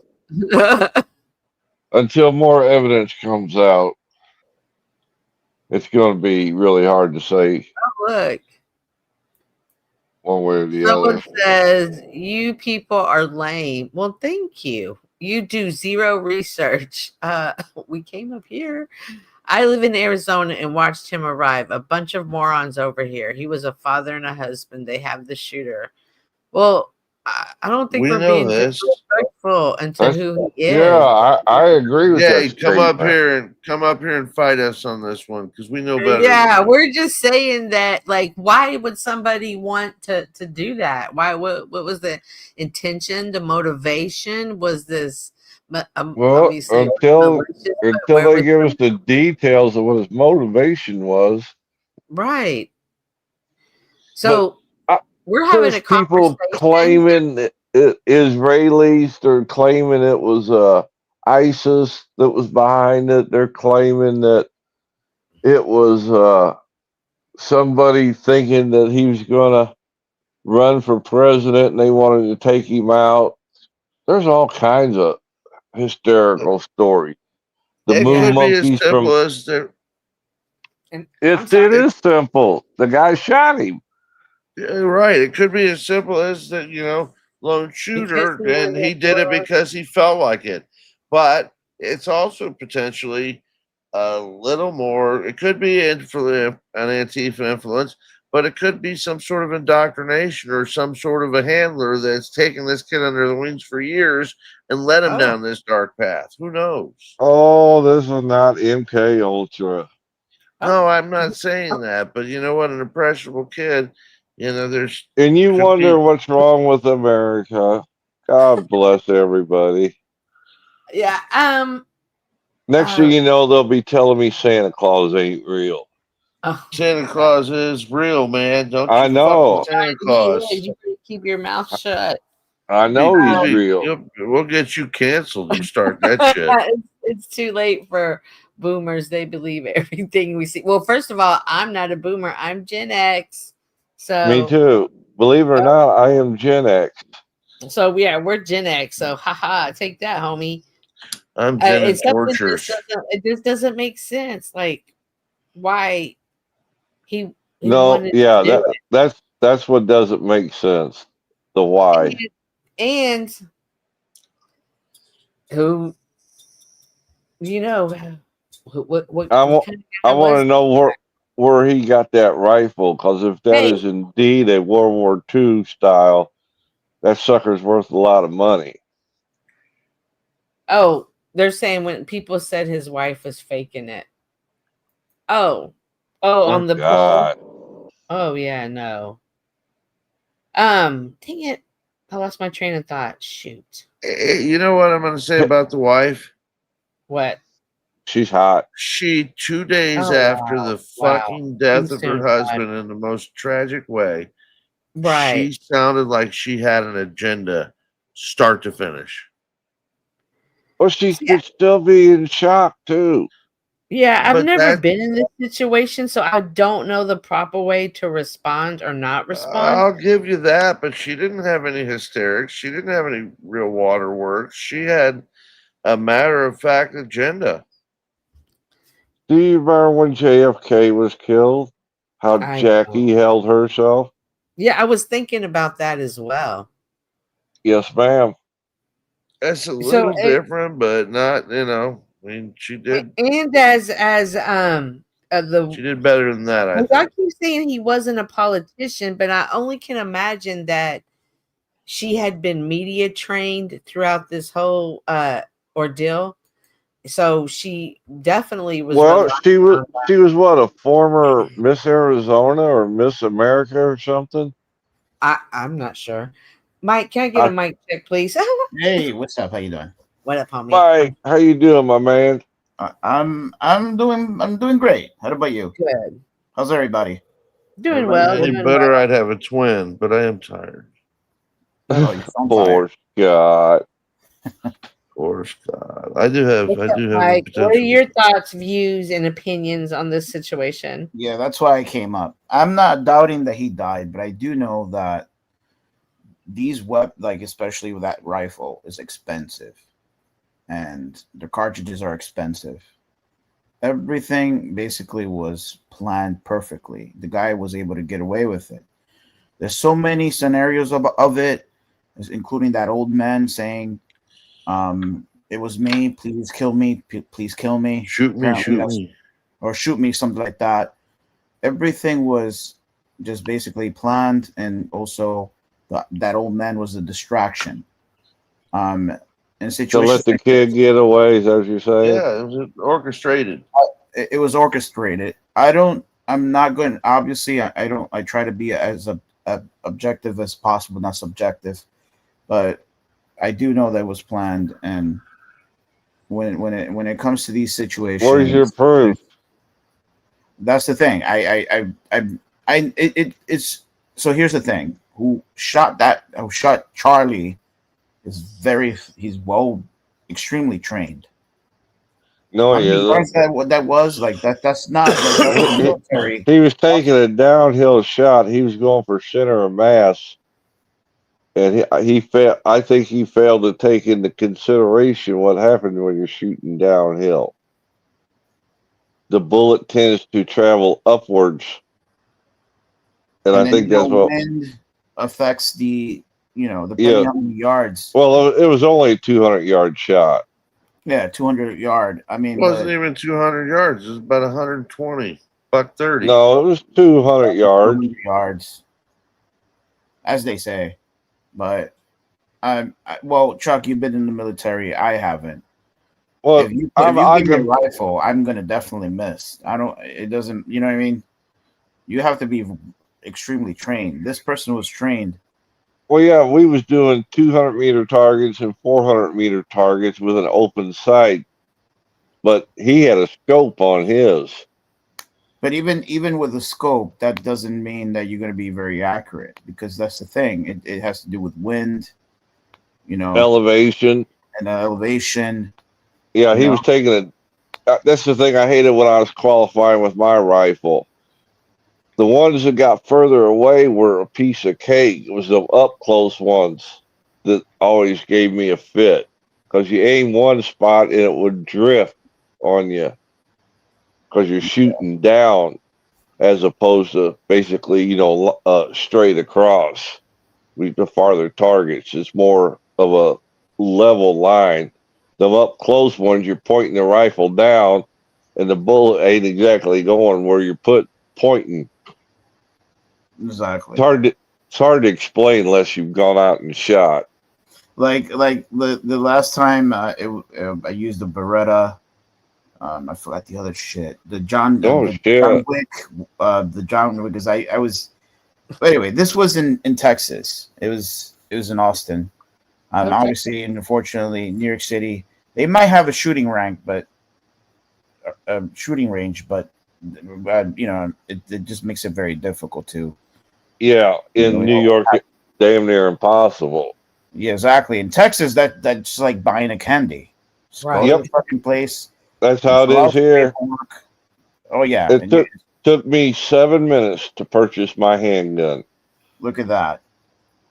It would take you probably 3 years to purchase a handgun here, and Wow. maybe you're not might get it. That's the thing. So the only two people, the only two is the police and then the crooks. Those are the only two that you see in New York City that have guns. You know what I mean? So That's when how they it was. security, like the security, I'm sure they have guns, right? Yes, The ma'am. security. Oh The wait. personal detail security in New York.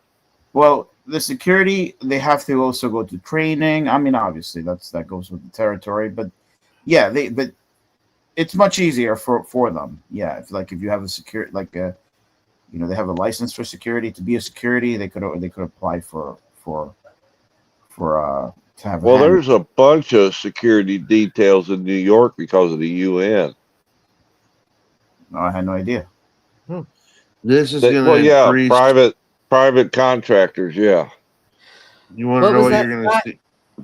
What you're going to see quickly following this is they're not going to be into live events, but you'll have private security firms. And if somebody wants to start a business, right now is the time to do it. Go get your drones and start offering services just to sweep the building rooftops. Well, and I think they said on some of these bigger events, they're going to offer Secret Service. well, they'll have the police local. The larger events are going to be policed by local police authorities and whatnot. But for smaller events like this, college campuses and stuff, private security teams are going to arm themselves with drones so that they can, survey the area. That's Yeah. what didn't happen here. That's a pretty wise idea there, Scott. Well, that's what's going to happen, Cynthia, or we can't go Yeah, forward because as a society. if there was even a helicopter over A over fucking watching over it. $150 drone, Cynthia, would have picked this guy up. Yeah. Yep. Yeah, and you asked the reason why it wasn't this wasn't the case. It's because, as I indicated before, this was planned. Well, literally, this was planned. Very well planned. And somebody in his position should have had, as part of his security, a drone sweep team. Fucking somebody who had a couple drones, and if they're at night, an infrared drone. They should have just been able to do their own security and be sure that he was safe. And it's like, even with the president, right? Did you see the last kid that talked to Charlie Cook before he got shot? No. I didn't notice. He's the one that got the last questions in. He put a video out. What did he say? And he's a liberal, and he disagreed with Charlie Kirk. That's why he was throwing questions at him. But he said standing there and watching that happen right in front of his eyes is one thing he will never forget. And he was trying to tell the left. He was pointing out to the left that this is not the answer. Actions like these. Not. Go ahead. I'm sorry. I was trying to think of his name. OG played it on his show today, but I found it. You could tell the guy, the kid, whatever you want to call him. I call him a kid because he's way younger than I am. But you could tell he was shook to the core making the video. Man. MC Nemesis, there is no way I'm letting you Oh Lord! There's now just there'd be no way. one. There'd be one I'd be worried about. For sure. You can even help yourself. It's just in you. It's just in you, on you, through you, and you no. He flip flops too much. Yeah. Steven was on such good behavior. I was shocked. Almost to the point of being scary. I know. Alrighty, well, I do appreciate you gentlemen coming up. I think it was some good conversation. It's sad. I'm definitely going to keep watching because I'm curious to see, is the Me too. revival started? It's her encouraging people to go to church. I definitely go to church. I've talked about my church. I love my church. Can't imagine not going to church. So I'm all for everything. I'm just something feels amiss. Something feels like something's not being told. There's an underlying agenda. Where it's coming Cynthia, I got one question for you. Oh yeah. I also have to say something real quick. Go ahead, Mike. You go first. Austin Murphy is saying that it's been confirmed that it's fake. God. Come on. Where did you see such source? He doesn't believe. He believes the Earth is flat, Mike. What? Yes. He doesn't believe in outer space. Oh, really? Oh. Yeah. We've got a dome. We have a dome the on moon. us. When you see the moon, what exactly is it? Like, is it like It's some a projection from it. It's a spotlight. It's a huge. Yeah. No, man, that shift in the moon this last couple of It was days. fake. It was fake. It was everybody was an actor. Yeah. Wow. We're all part of the conspiracy. Yeah, I don't believe in the moon. You don't? Exist. No, I don't believe in the moon. No. Or the space station, right, Scott? It don't exist. The space station? Come on, that's a lot Pocket? over in Everything is a Hollywood. Everything's all fake. I do believe in Santa Claus. I do too. Yeah, I do too. I believe in Santa And Claus. then the wife wanted to give me she wanted to have sex with me, and Santa Claus was like, "Can I watch?" What? Whoa, you got the wrong Santa Claus. You got dirty Santa. I think that wasn't Santa Claus. I think he was pretending to be like Santa Claus. It was called Dirty Santa, the name of the with Billy Bob Thornton. Yeah. I want to find Mrs. My question to you, Cynthia, do you believe that God had raised Joshua back among the living? Man, I've been trying to catch him because I have some There's serious something, yeah. and nobody's asked him, and so I knew he was on Asked OG. him what? I've been asking him all kind of questions and I can't get no answers. What does he say? He dances around the answers. Did you hear that, Scott, about Joshua? You remember him, Joshua? Joshua Jones. What happened? What happened to him? Well, Mary everybody died. thought he was dead for like that Joshua. Yeah. I didn't He's know he back. died. Yeah. I didn't know he died, and so I guess welcome Oh, you back. remember Flo showed his obituary and everything on the show? Man, if he went out of his way to make I don't know if I was there. I don't know if I was a part of that. That reminds me of a black young dude, and he faked his death so he wouldn't have to pay child support. Well, that could be a common name. Jones is a common name, but Joshua Jones. It's could an be several. alias. That's an alias. Oh, okay. Supposedly his real name was Douglas Ehrlich, which is not a real name either. That doesn't sound, okay, you're right. Well, That it doesn't doesn't sound- could matter. be. He just that's just wild. Yeah, I have some He questions. says he's a foreign service officer with the State Department of State, however you want to What does call it. what does a foreign service officer do? You know, they go to embassies. They work out of embassies in other countries. Okay. But they I spy on the asked him the $64 question. What was with the Rus? He said he got moved to China for, was it 6 months or however many months. But I said, okay, that's fine. You're telling me you were 2 hours from being back in the States when they went and notified your mom and dad and all them people that you were dead. Why did they come up with a ruse to kill you off? And he danced around that one like a walking on a hot tin roof barefooted. You stay on him because I'm gonna get on him too. I'm trying, and I keep calling him out, and he just clams up. No. Chuck. Yeah. Something stinks, and I told him that. I said, "You're like a dead fish. You stink." Oh my goodness. Yeah. He does. And he keeps saying he's going to be reassigned here. They told him he's going to be reassigned in 10 days. And I says, being in the government, they don't wait till the last minute to tell you where you're being assigned to. I'm calling bullshit. I don't know enough about that. Because I know nothing Well, about it. You guys enjoy this. I'm going to holler at you later. Okay, Bye, sweetheart. Thank you for coming up. Go sail the flat Thanks for ocean having me. for us, Scott. Cynthia, before Hey. we leave, I would love, but if it's okay, it's like a 2-minute video. But if it's up to you, Yeah, I mean, go ahead. obviously. All right, I'm gonna look for the video. Real Okay. quick. Go ahead, Chuck. I just hope it ain't the one of me dancing that Mike's trying to find.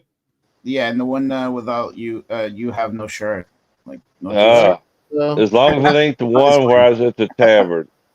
So is the ortho 10th man over? Well, I think so. Good. We Is there kind of, full we again?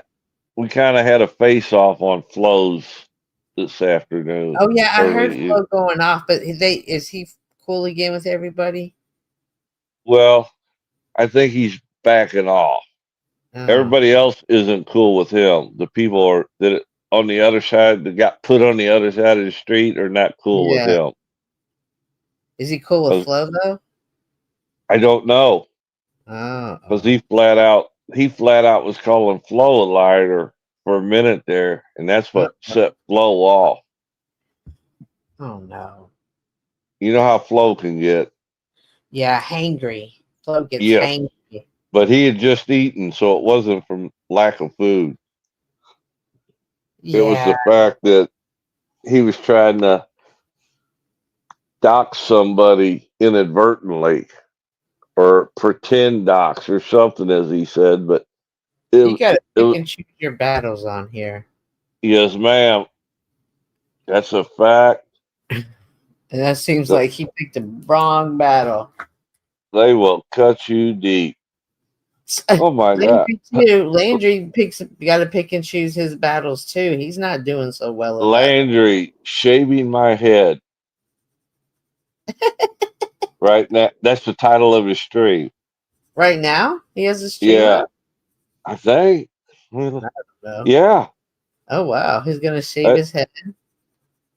Well, he shaved his beard and mustache off because at first he had a big mustache that he left up there. And then he cut it off to look like Wizard and realized he didn't realize that he looked like the little man from World War II.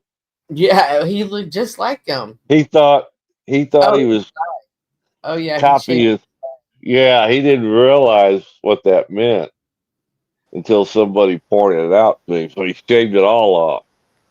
So now I guess he's going to shave his. I don't know what the kid's doing, to be honest with you. By the way, I shared the link in the private chat. Okay. It's the Landry. youth, man. The youth. They're so scatterbrained. You don't know I'm what's telling you, it's the drugs, woman. It's the drugs. Messing these people's brains up.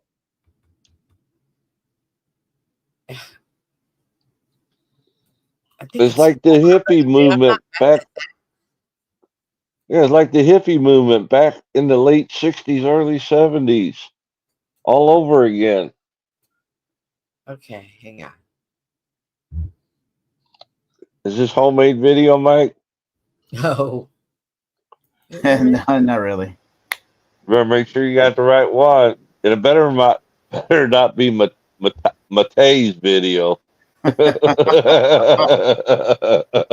Yeah.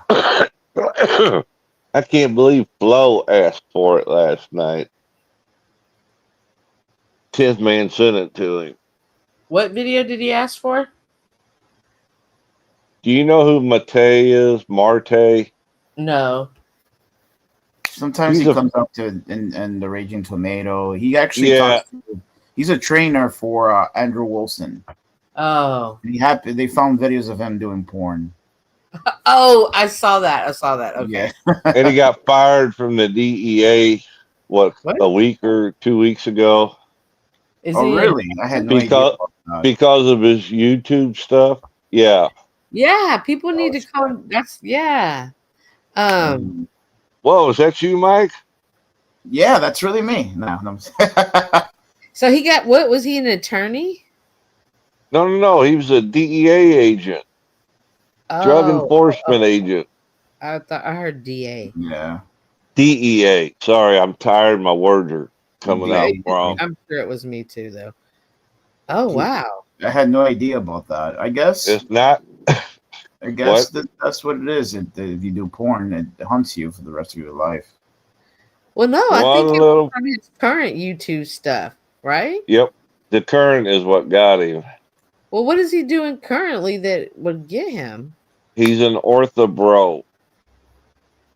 They are strongly against gays and all that. The whole movement. They are And he quite didn't think he was verbal. gonna get fired for that? Wow. Okay, sir. That's crazy. All right, what are we looking at, Mike? You want to do? We're looking at a black man. Is this Hank? Yeah, this guy, I think he's from Africa or he lives in England, some shit. But just watch. You. Okay. I'm confident you're gonna enjoy. Okay. So, this guy was arrested for not paying child support. Look at his excuse. Of course, there is one way to get out of paying your child support. Because I was ineligible to pay it. I was in the hospital. I died in a car accident. What? Yep, you had him right. You are looking at a ghost, the blackest ghost from the underworld. I died in a car accident. What did he just say? I died in a car accident. You died in a car accident? Yes. Explain that. No further questions. I guess no further questions make sense because dead people cannot answer questions. So let that man rest in peace. Doesn't take Perry Mason to figure out John McCroy is still very much alive. Probably explains why we were able to track him down at the courthouse. Maybe those reporters are ghostbusters. According to this criminal complaint against you, you haven't paid child support in 5 years. Right. Correct.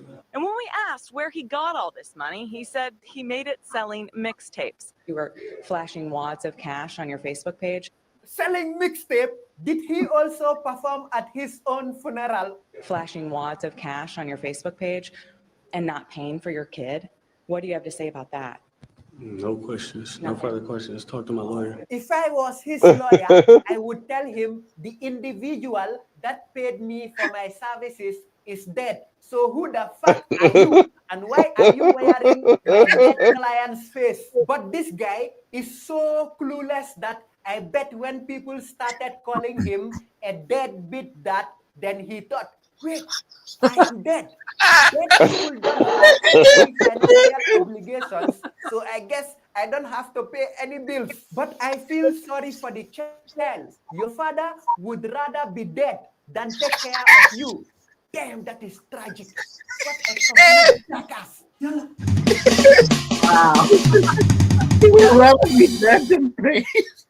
That's the blackest ghost you'll ever meet. This shit is funny. I remember when I was watching this, I'm like, what the fuck? That dude was He did- really because I He died. didn't Wow. seem like he was high on the education list. Well, it seems like he wasn't going to talk and say nothing. But Well, that's because he was dead. He's dead. He just like, oh wait, deadbeat. Oh, you got DDT again. Like I'm dead. I was thinking because Josh actually faked his death, and I'm like, wait, maybe I don't know. Perhaps. I see where you're going now, Mike. Yeah.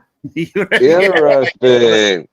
Who knows? Maybe he's just like, wait, what if I die? I don't have to pay taxes. Maybe I don't have to deal with child support. Supposedly, his dad got a hold of OG to let OG know that he had died. What? Isn't that like? Yeah. He still got the message, I think. OG does. And it's like it fucked him up too. But then the mom also like had like she Well, appeared. the mom came to Flow State and was donating money. I'm like, dude, how did your mom even know about Flow State to tell them to give money? Yeah, Because we've shamed people out of the community, but see everything. Crispy treat, Right? remember Crispy? Right, was money though. It was money oriented. Yeah. So, Something just doesn't add up. I know. That, but think about it. Was it him doing all of this and making the story up, or were these people even his dad and mom?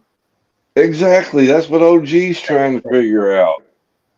And Joe Cool actually put him on the spot. He was like, "Listen, you just want attention. All this shit is fake."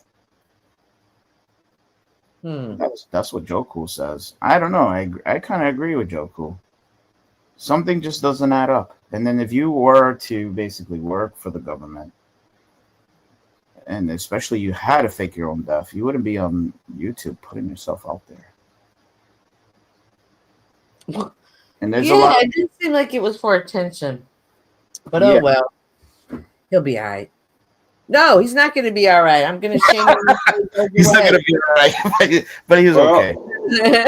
I just find it. I find it interesting that he shows up right before Charlie Kirk gets hit. Ooh. Well, that's the thing. You were saying, like in politics, you really don't know what's going on, and if he works for the foreign government or whatever, again, you never really. It's all I don't know. But anyway, and the last thing I'm going to say is that when a lot of people are saying that Josh is not like he's part of the government, like he's just doing that so we could actually like. And I'm like, okay, wait. First of all, before you create another conspiracy theory, first of all, like just analyze the situation for a minute. Like use your common sense. Do you think that a guy that is faking his own death will come? No, but you don't understand, Mike. Like he's just doing that because he wants us to be more confused, and then the government could get us. Now, like, fucking shit. He says he's an economics person, a business person. Quote unquote. Well, yesterday or today, he was saying he was a computer programmer, that he could write all these different programs for a computer. Oh yeah, I remember that. I was just staying quiet. I'm like, I'm not gonna make it. Yeah. And I'm like, wait a minute, a businessman, and you're writing computer code. Doesn't add up. And then next thing he's gonna say he's from X-Force. I'm from X-Force. I just I went to G.I. Joe. G.I. Joe. Oh yeah. Hey, I just watched Transformers and it with the G.I. Joe. We're gonna have to make up a code name for him, Mike, and we'll start calling him that. Yeah. Yeah. Oh yeah. Let me know the code names too. Yeah. We'll have to come up with a good one. Which one? Yeah. You have one in mind, or I'm gonna have to like. Oh, the only thing comes to mind right now is bitch. Fake bitch. Codename fake bitch. Like do like Blue Jay or something, because like the Jays, like give them a bird name or something. Like I'll have to. Yeah, we'll have to think of a spy movie and pick out one of them that they used to use in a spy movie. Anything else y'all want to say before we head out? No, we're gonna say I have to. good night. I have to, sleep with a lot of women, and rescue the country. Whoa. Right? So by doing that, I have to sleep with a lot of women. I guess since this guy's fabricating, I could fabricate too, right? There you go.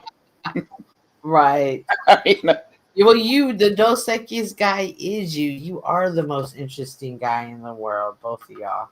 oh, thank you. I appreciate you, Cynthia. Are y'all gonna watch the boxing match tomorrow? Oh yeah, the bombs. Oh, I Boxing. I think so. I need Yeah. Rita's. I'm excited. I've been waiting for this for all like 2 weeks. Isn't this like a rematch? No, this is not a rematch. It's supposed Okay. to be a really good match though. Yeah, it's gonna be interesting. It is. It is. A lot of people. I don't know. A lot of people. I was gonna like bet for Canelo, but I'm not. I mean, well, I guess depending on much money, because I remember doing it for the Knicks. I lost like 2,500 the first time, 100, and then the second time, like, you know what? Maybe there is hope. I did $1,000 and I lost. 2,500 went to the garbage. Yeah. All right, folks. I'm bailing. Bye, Chuck. Yeah. Y'all have a good night. You I'm too. you too. Thanks. I'm definitely not betting, but I'm for Carnelo. Yeah, like if anything, probably maybe 150, maybe like that, maybe. Well, all Yeah. right. Well, we're on the same side, so we shall talk Sunday or later tomorrow night. I appreciate you coming up. Thank you very much. I appreciate you coming and Live. the stream. Thank you. And it's a pleasure to see you and that you're okay. And Oh yeah.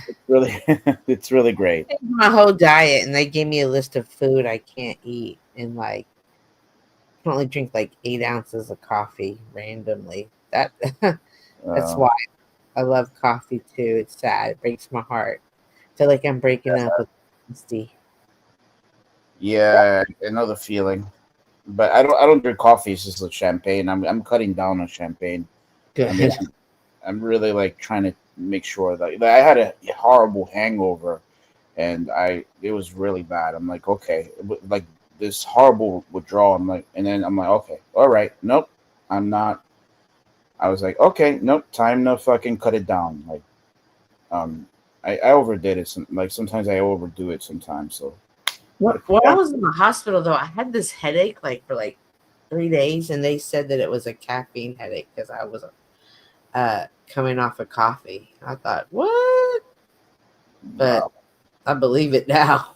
Yeah, too much caffeine also is not good for you. I love coffee. Too much of everything, it's not good for you. Oh, get him out of here. I'm coming up. Who is that?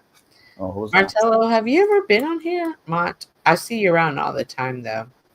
All right, well, head out. I'm about to say my closing words, Mike, and if not, I'm sure I will see you on Flows sooner or later. All right, Cynthia. Thank you. Thank you. All righty, guys. We had a good conversation tonight about what is real and what is not. I guess we can never truly know what is real and what isn't. Is it AI, editing, secret societies, secret agendas? There's just so much. And so that's why it's important to know who you are. That's why I give Landry a hard time, because he's still figuring out who he is. And when you're in that chaotic state, you make bad choices. This was a bad choice that this young man made to take the life of somebody else. That's always a bad choice. And that bad choice just doesn't affect you. It affects those around you. It affects people you don't even know. Your one bad choice can have a ripple effect like no other. So take the time to know yourself, know who you are, know what you stand for. And it doesn't matter if nobody else sees it, believes in you, agrees with you, thinks like you do. You do you, boo boo.